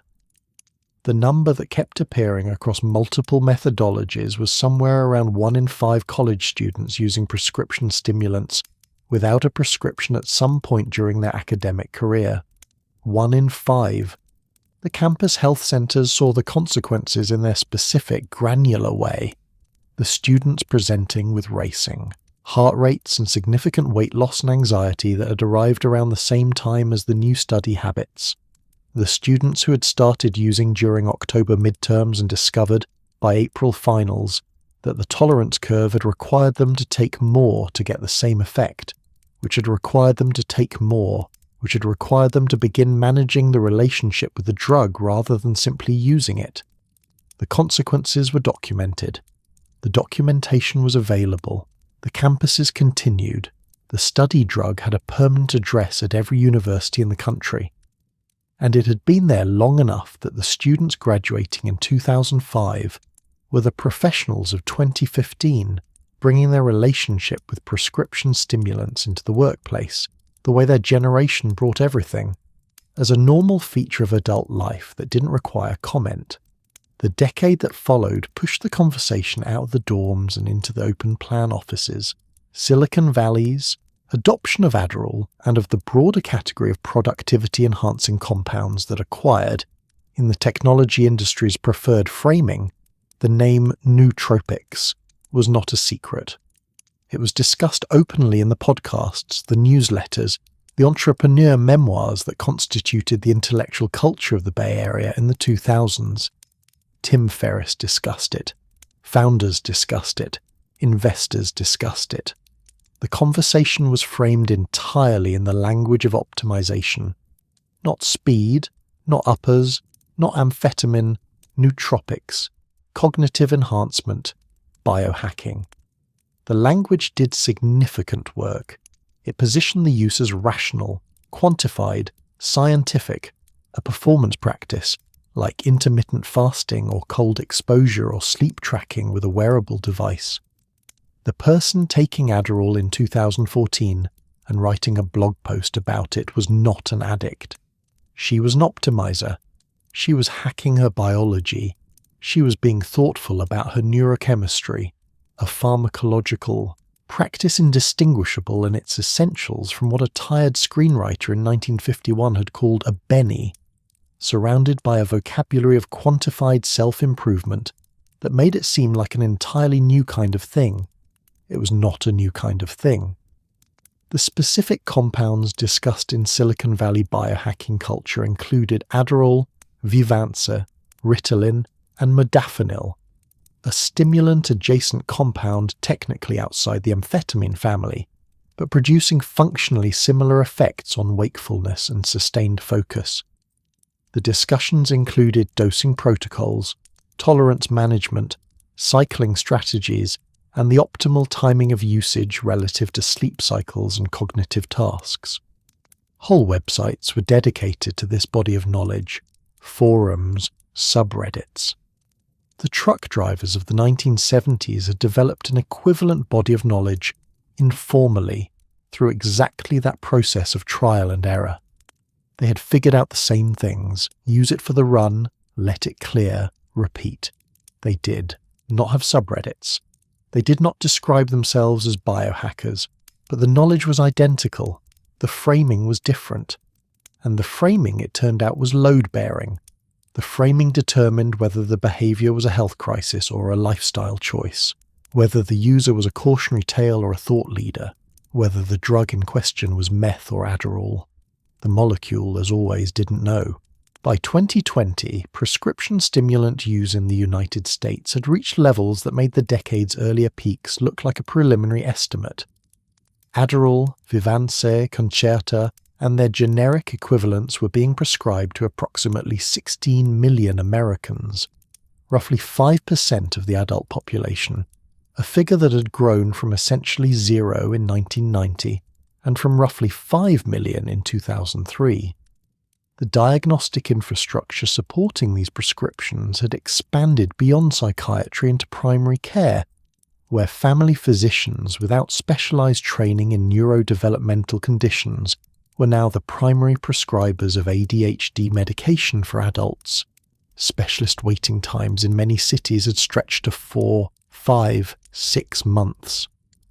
The pandemic, when it arrived in 2020, disrupted this infrastructure and then, unexpectedly, expanded it. The disruption was immediate. In-person appointments collapsed, supply chains strained, the systems that people had relied on to manage chronic conditions were suddenly unavailable. The expansion took slightly longer. As telehealth platforms scaled rapidly to meet the demand for remote medical care, a subset of them identified ADHD assessment and prescription as a particularly scalable service. The barriers were low: a video call, a symptom checklist, a prescription sent electronically to a pharmacy, no office lease, no waiting room, no specialized equipment. The barriers were also the assessment. A DHD diagnosis is, even in optimal clinical conditions, genuinely difficult. The condition overlaps symptomatically with anxiety, depression, sleep disorders, trauma responses, and the ordinary cognitive effects of stress and overwork. A careful clinician takes history, observes across multiple sessions, sometimes requests neuropsychological testing. A 20-minute video call with a checklist does not do this. But the prescriptions were real, and the demand was extraordinary. The practical collapse of in-person medical visits in 2020 accelerated a shift that had been underway for years. Telehealth. Companies that had been building remote mental health platforms found their markets suddenly vast, their competitive advantage suddenly significant, and their growth metrics suddenly extraordinary. Among them were companies specifically focused on ADHD diagnosis and stimulant prescription via brief online consultations. Cerebral and Dun were the two most visible. They attracted millions of patients through social media advertising that was, by the standards of pharmaceutical marketing, unusually direct. The ads appeared on TikTok and Instagram. You might have ADHD. Here are some symptoms to consider. Here is a quiz. Here is a consultation that costs less than dinner. Here is your prescription. The quiz was not a validated diagnostic instrument. The consultation was not a comprehensive psychiatric evaluation. The quiz had 5 questions. The prescription was for 30 days of a Schedule II controlled substance. The gap between those 2 facts was the business model. The prescriber on the other end of the video call had, in some documented cases, spent less than 20 minutes with the patient. But the prescription was real. The pharmacy filled it. Adderall arrived. For many of the people who went through this process, the diagnosis was accurate and the medication was helpful. That is worth saying. Telehealth genuinely expanded access to mental health care in ways that served people who had previously been unable to access it. People in rural areas without psychiatrists within driving distance. People with work schedules incompatible with in-person appointments. People for whom the traditional pathway was prohibitively expensive or logistically impossible. For some of the people who went through this process, the question of whether the diagnosis was accurate had not been rigorously tested. The Drug Enforcement Administration opened investigations into both Cerebral and Dunn in 2022. The focus was whether the prescribing volume was consistent with legitimate medical practice, or constituted something that the law would characterize as a prescription drug distribution operation with a telehealth aesthetic. Both companies faced legal scrutiny. Cerebral reached a settlement with the DEA.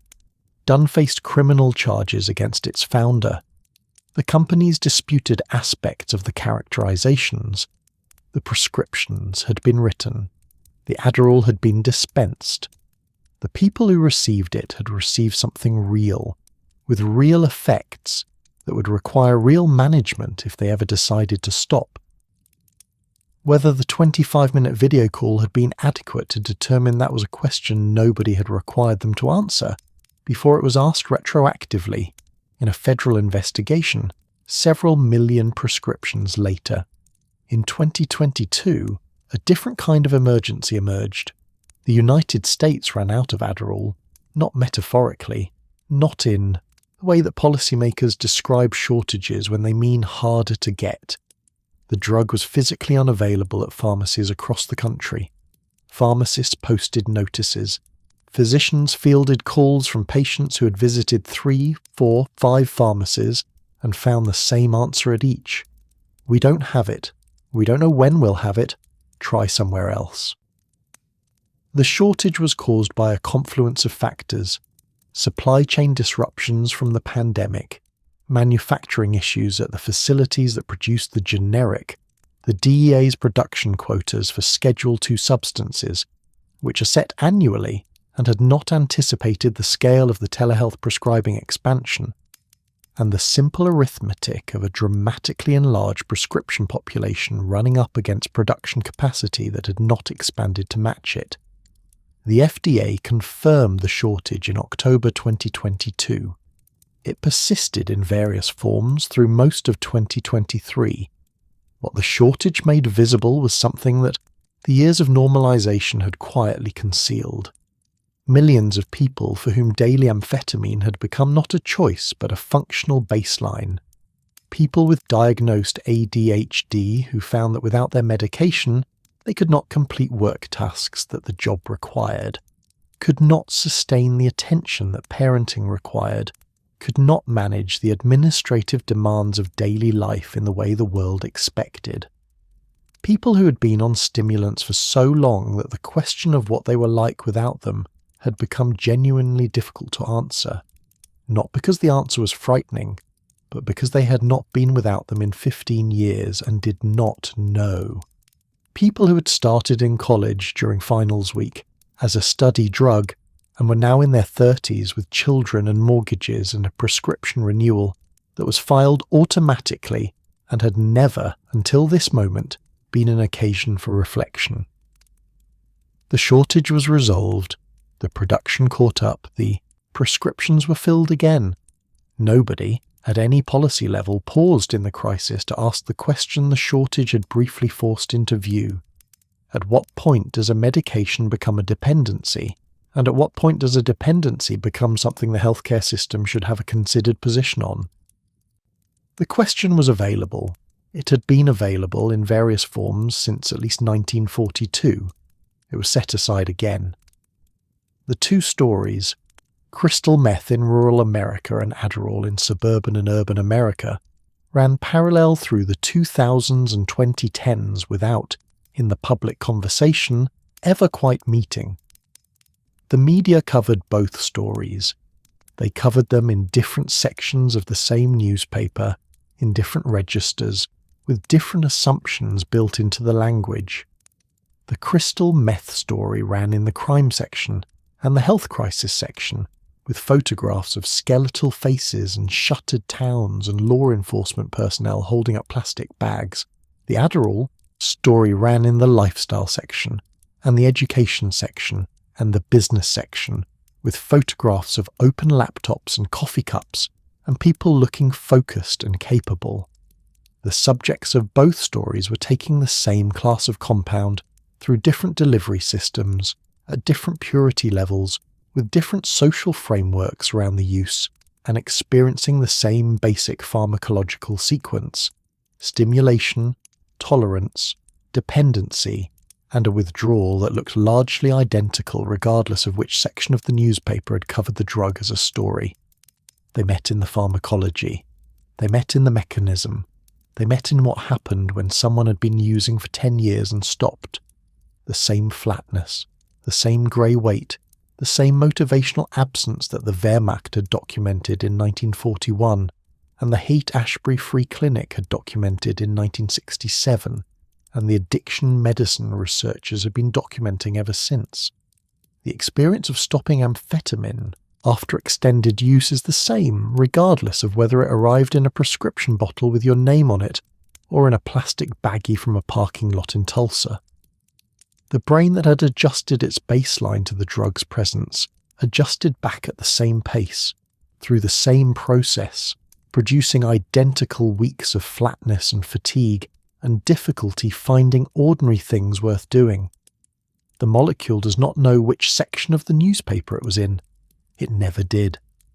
And somewhere in this same decade, while America was running a moral panic about crystal in one county and dispensing Adderall through a TikTok ad in the next, a different crisis was building in a part of the world that had been through this before and had genuinely believed for a generation, that it was finished.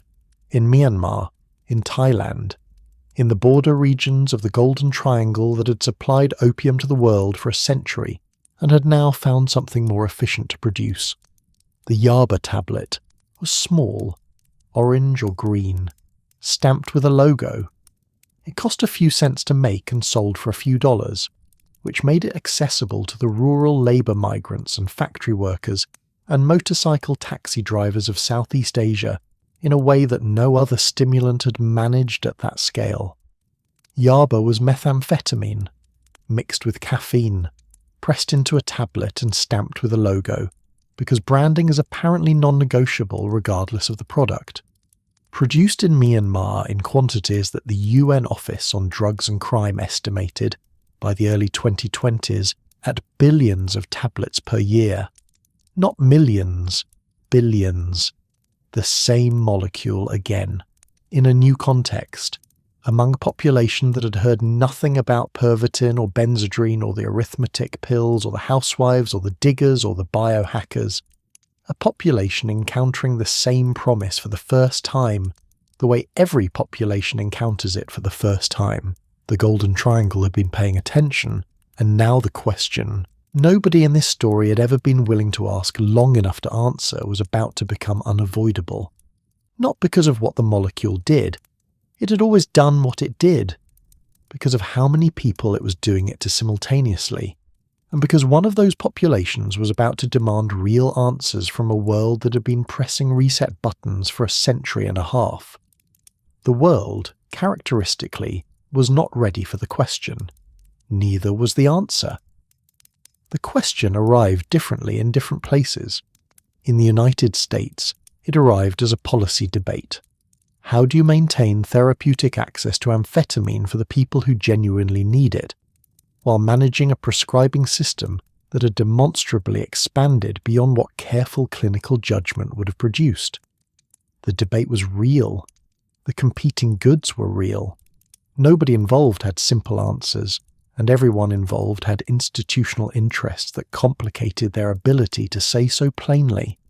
In the Philippines, it arrived as a different kind of reckoning entirely.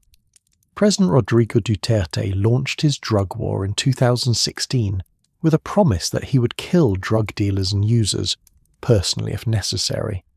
A statement that Filipino voters had heard and, in sufficient numbers, found credible enough to elect him on. The campaign that followed killed thousands of people. The exact numbers are disputed in the way that politically inconvenient numbers are always disputed.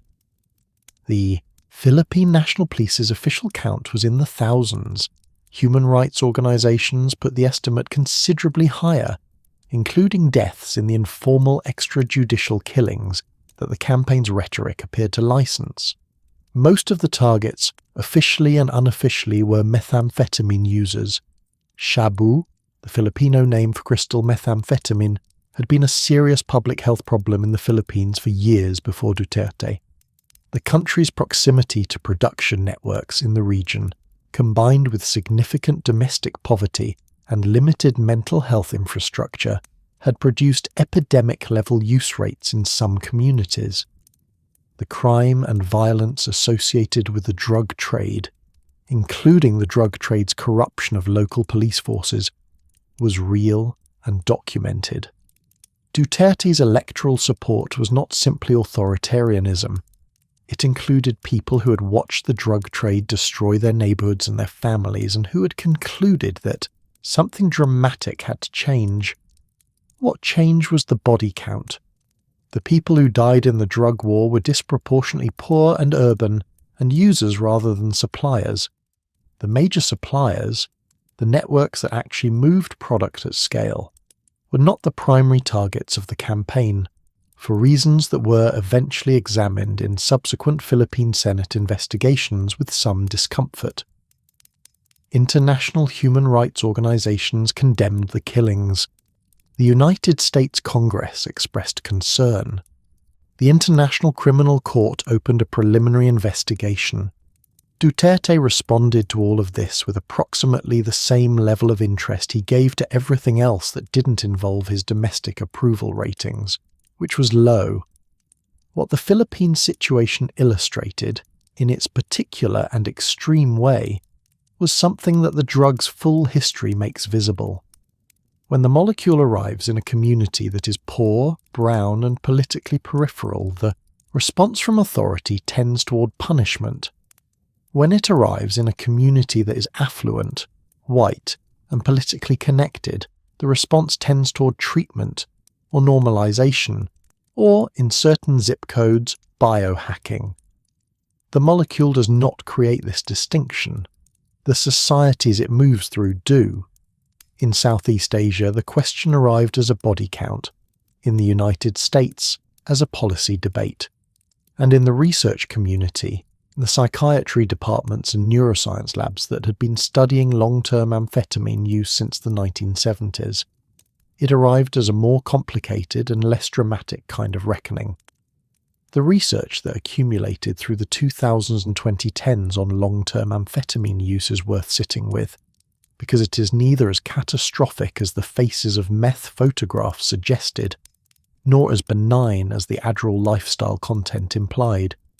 The good news, such as it is, amphetamine-related cognitive impairment from long-term use is real, but often partially reversible.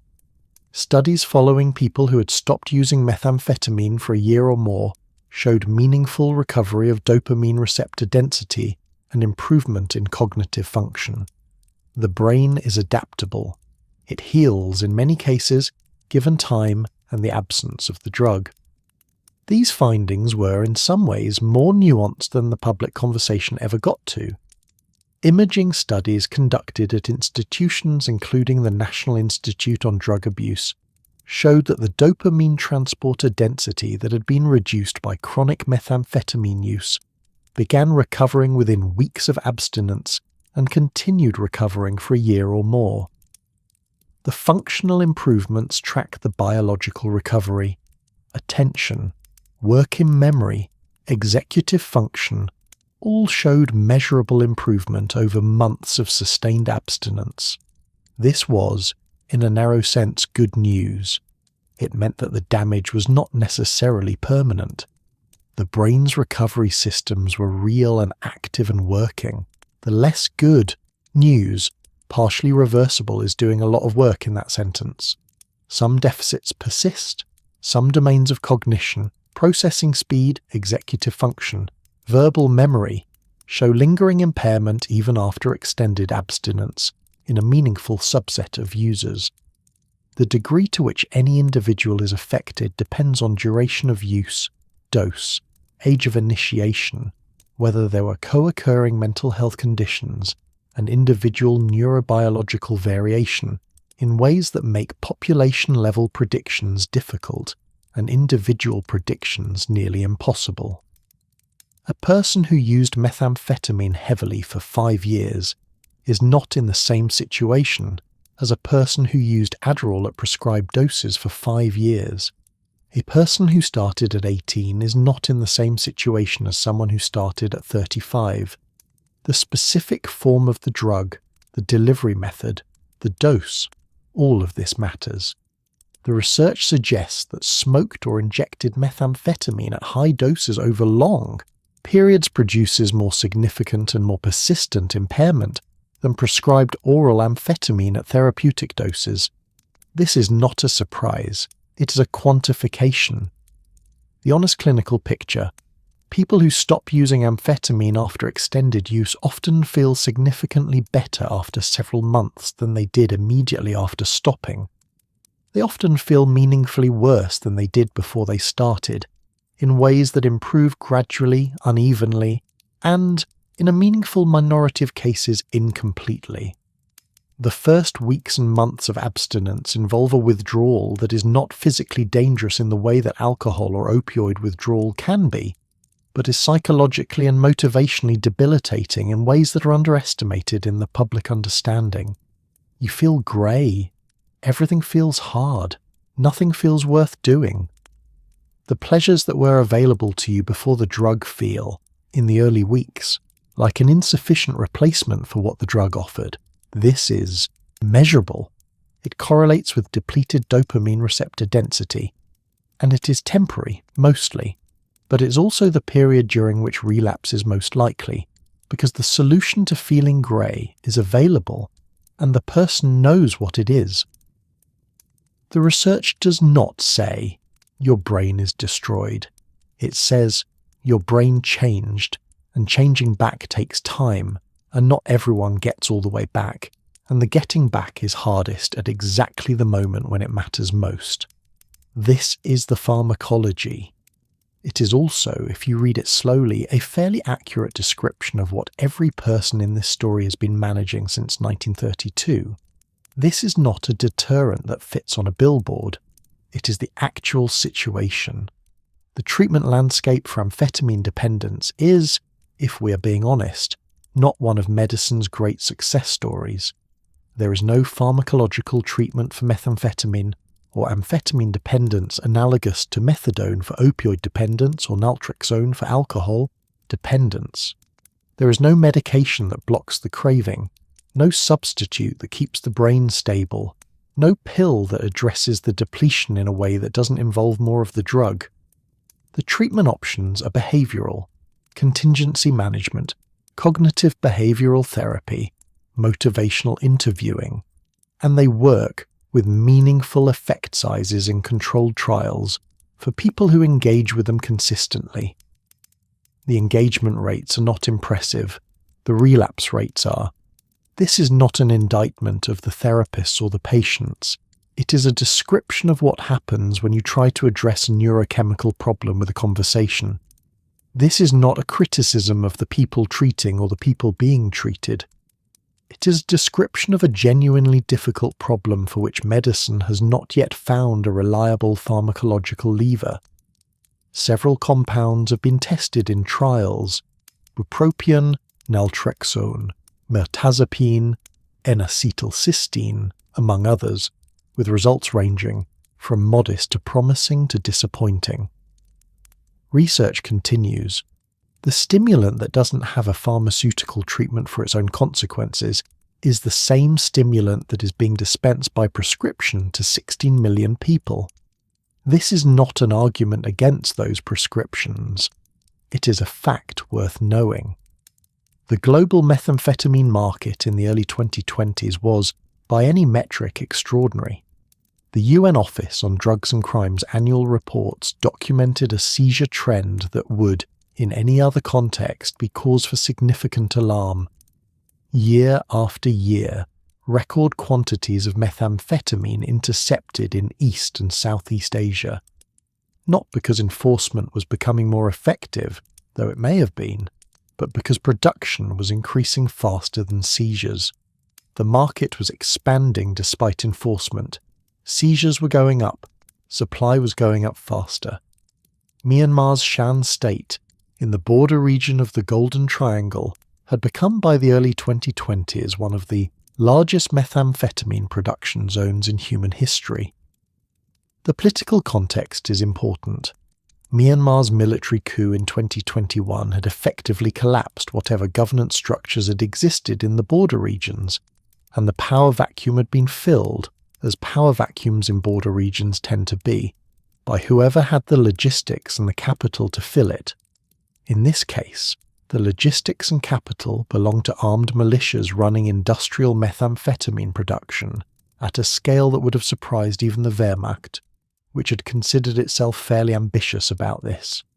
Armed ethnic militias, some of which had long-standing relationships with drug production, others of which had entered the market more recently, operated laboratories at industrial scale in territory where oversight of any kind was minimal.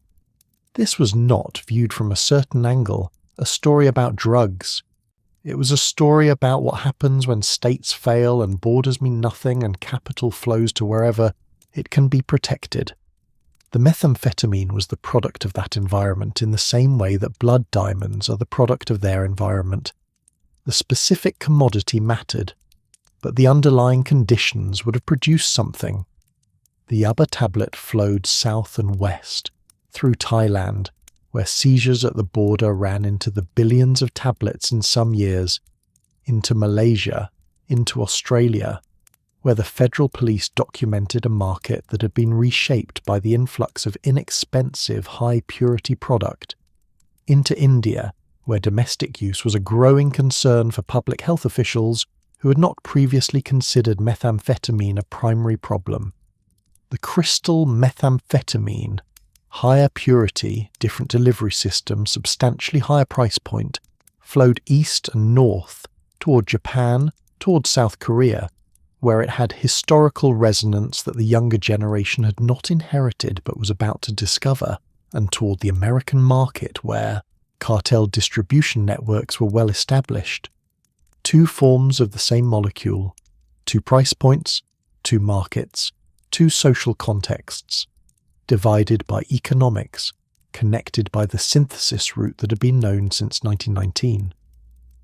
By some estimates, the annual global methamphetamine market was generating between $30 and $65 billion in revenue. The range on that estimate is itself informative.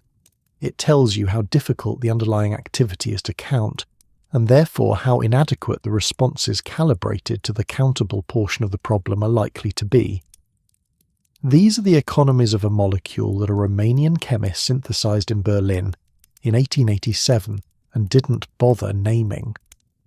He would have found the subsequent history surprising, or possibly not.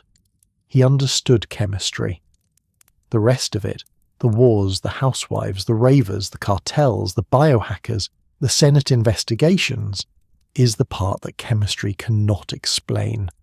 The current American situation has a texture that is difficult to describe without recourse to the word unprecedented, which is almost always wrong when applied to drug problems and is wrong here too. It is not unprecedented. It is very familiar. What is somewhat new is the simultaneity. 16 million people on prescription stimulants. A rural and working class population with high rates of methamphetamine use and limited access to treatment. A Southeast Asian production infrastructure at historic scale. An ongoing policy debate about whether ADHD is undertreated or overtreated or both. A telehealth industry under regulatory scrutiny. A shortage that revealed dependency. A recovery from that shortage that revealed the absence of any structural change. The familiar part. All of these things are different people encountering the same molecule in different contexts, telling themselves different stories about what they're doing and why, unable to see across the context boundaries to the other stories being told by the other people about the same molecule. The Wehrmacht officer who approved pervitin distribution in 1940 could not have imagined the pediatrician in Ohio writing an Adderall prescription in 2019. The pediatrician in Ohio is not thinking about the Yerba tablet crossing the Thai border at the same moment. The person in rural Montana using crystal from the Sinaloa cartel does not know about the biohacker in San Francisco microdosing his way through a product launch. None of their stories contains the others. This has been true since 1887. It is still true now. There is a question that this history keeps forcing toward the surface, and that nobody in any position of authority has ever quite managed to hold long enough to answer. What does it mean to be a society that simultaneously considers amphetamine a public health crisis, a legitimate medical treatment, a lifestyle tool, and a criminal problem, depending entirely on who is using it and what story they have assembled around the use? The question sounds rhetorical. It is not. The answer, worked out at the population level over a century and a half, appears to be, we manage the contradiction through isolation. Each context keeps its own records. Each community maintains its own story. The pharmaceutical market does not look at the meth market. The meth market does not look at the pharmaceutical market. The Silicon Valley biohacker does not look at the rural Montana user. The pediatrician does not look at the Shan State Laboratory. The Senate committee investigating telehealth prescribing does not look at the Mia Marcuse relationship to meth production. The DEA quota setting process does not look at the clinical reality in communities where treatment is unavailable. Each of these things is in its own room. The rooms do not connect. The isolation is not maintained through deception. Exactly. It is maintained through the natural limits of what any individual, any institution, any story can hold at one time. The contradiction is too large to carry whole, so it gets divided. Each piece becomes manageable. Each piece has its own logic, its own cast of characters, its own set of solutions that make sense within the piece. The whole, when you attempt to see it, requires standing somewhere outside any of the individual contexts. Nobody lives outside the contexts. This is not a failure of intelligence. It is not a failure of moral seriousness.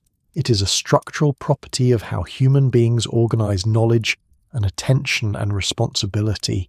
We are not good at holding contradictions whole, especially when holding them whole would require acknowledging that the person being treated in an outpatient clinic in New Jersey and the person being policed in Manila and the person being optimized in Palo Alto are all in different chapters of the same story. It is easier, and it is natural, to believe that each is in a different story entirely, except, perhaps, for the molecule itself. The molecule has seen all the chapters. Lazar Edeleanu synthesized it in 1887 and filed it with the other phenethylamines and moved on.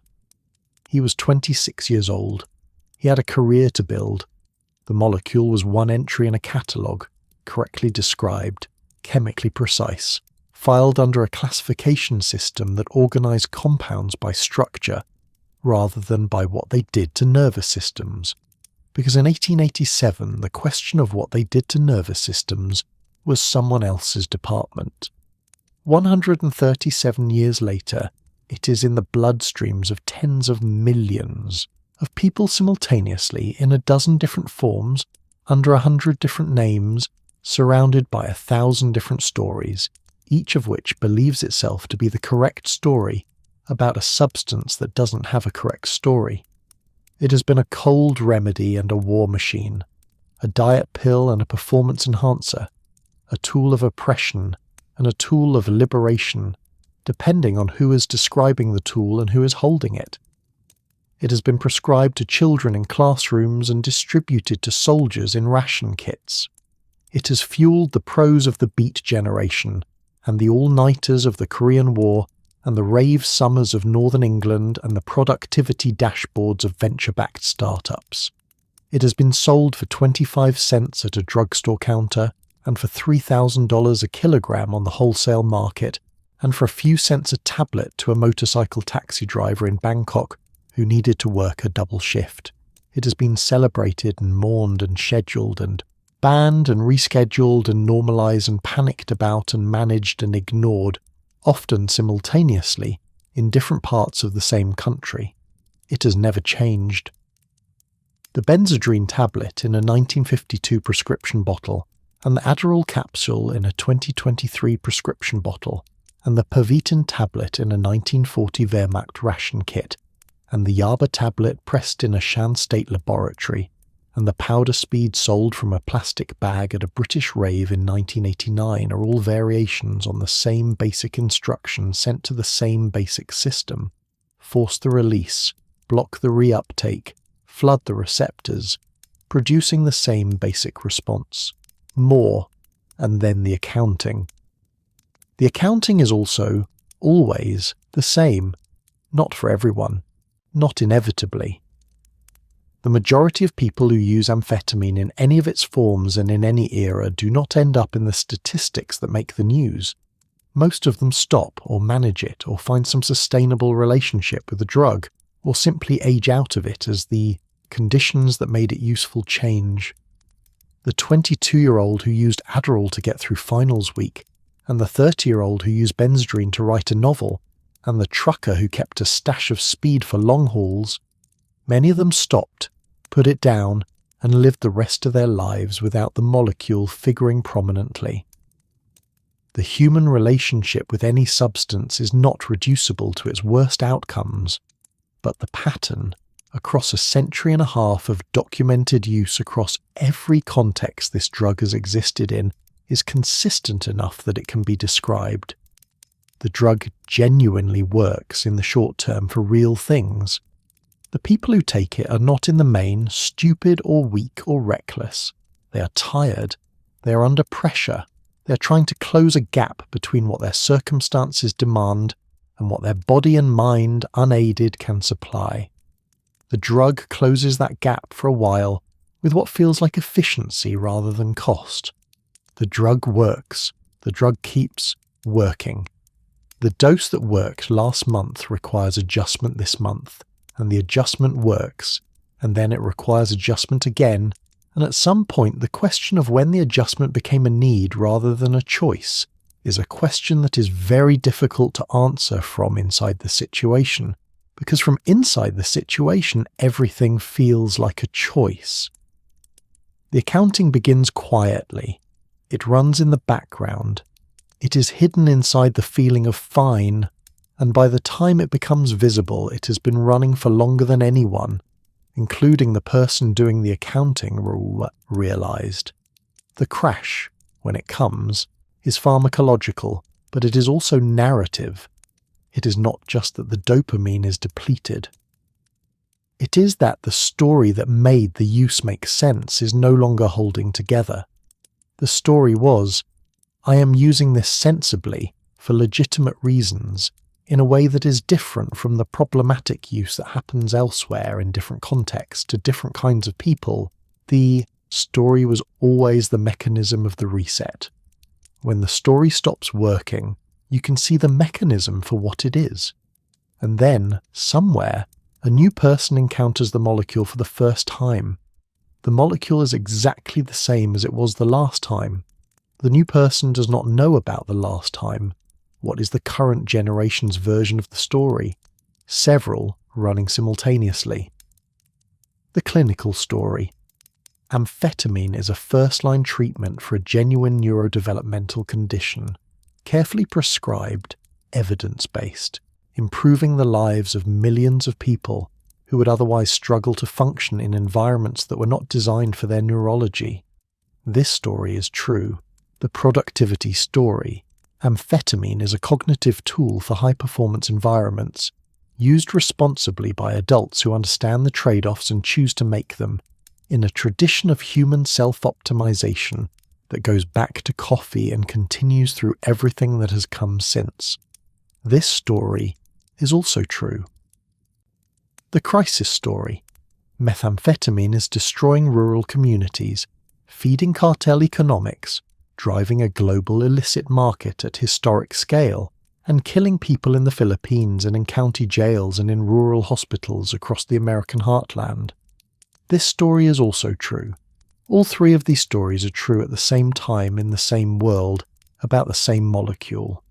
The generation that is currently living inside all three stories simultaneously is, like every generation before it, mostly aware of the story it is inside.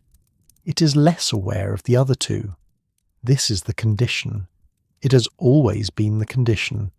The question is not whether this generation will press the reset button. The question is which name they'll give the next version. Gordon Alice injected it into himself in 1929 and wrote a feeling of well-being in his notebook and moved on to the business section of his report. He was a careful man. He was thorough. He wrote down what he observed with precision. He did not write down what came after. He did not know what came after. He had only had it once at a moderate dose, in the context of a controlled experiment in which he was the subject. He experienced the effect, noted it accurately, and the note he wrote has been cited in the pharmacological literature ever since as the first documented description of amphetamine's subjective effects. The first documented description of amphetamine's subjective effects is a feeling of well-being. 4 words: precise, accurate, and almost perfectly incomplete. That sentence has been doing work in this story ever since. It has been the language that allowed each new generation to position the drug as something manageable, useful, unremarkable, a feeling, not a force, a state of well-being, not a chemical lever applied to a system that will eventually push back. The phrase is accurate. It is also, like all the other frames in this story, not the whole picture. The whole picture requires time, and most people encountering the molecule for the first time do not have time. They have the feeling. That is the thing about the first time. The first time is always just the feeling, warm and clean and clear, the friction gone, the version of yourself that you have always suspected was in there somewhere, finally present and functional and ready. Every generation finds this out for the first time. Every generation thinks they have found something new. The molecule has been waiting for them. It has always been waiting. It does not get impatient. It does not take notes. It does not remember the blitzkrieg or the housewives or the beat poets or the ravers or the biohackers or the children doing their arithmetic in a quiet school in Providence in 1937. It simply does what it does, at first, and then somewhere the accounting begins again.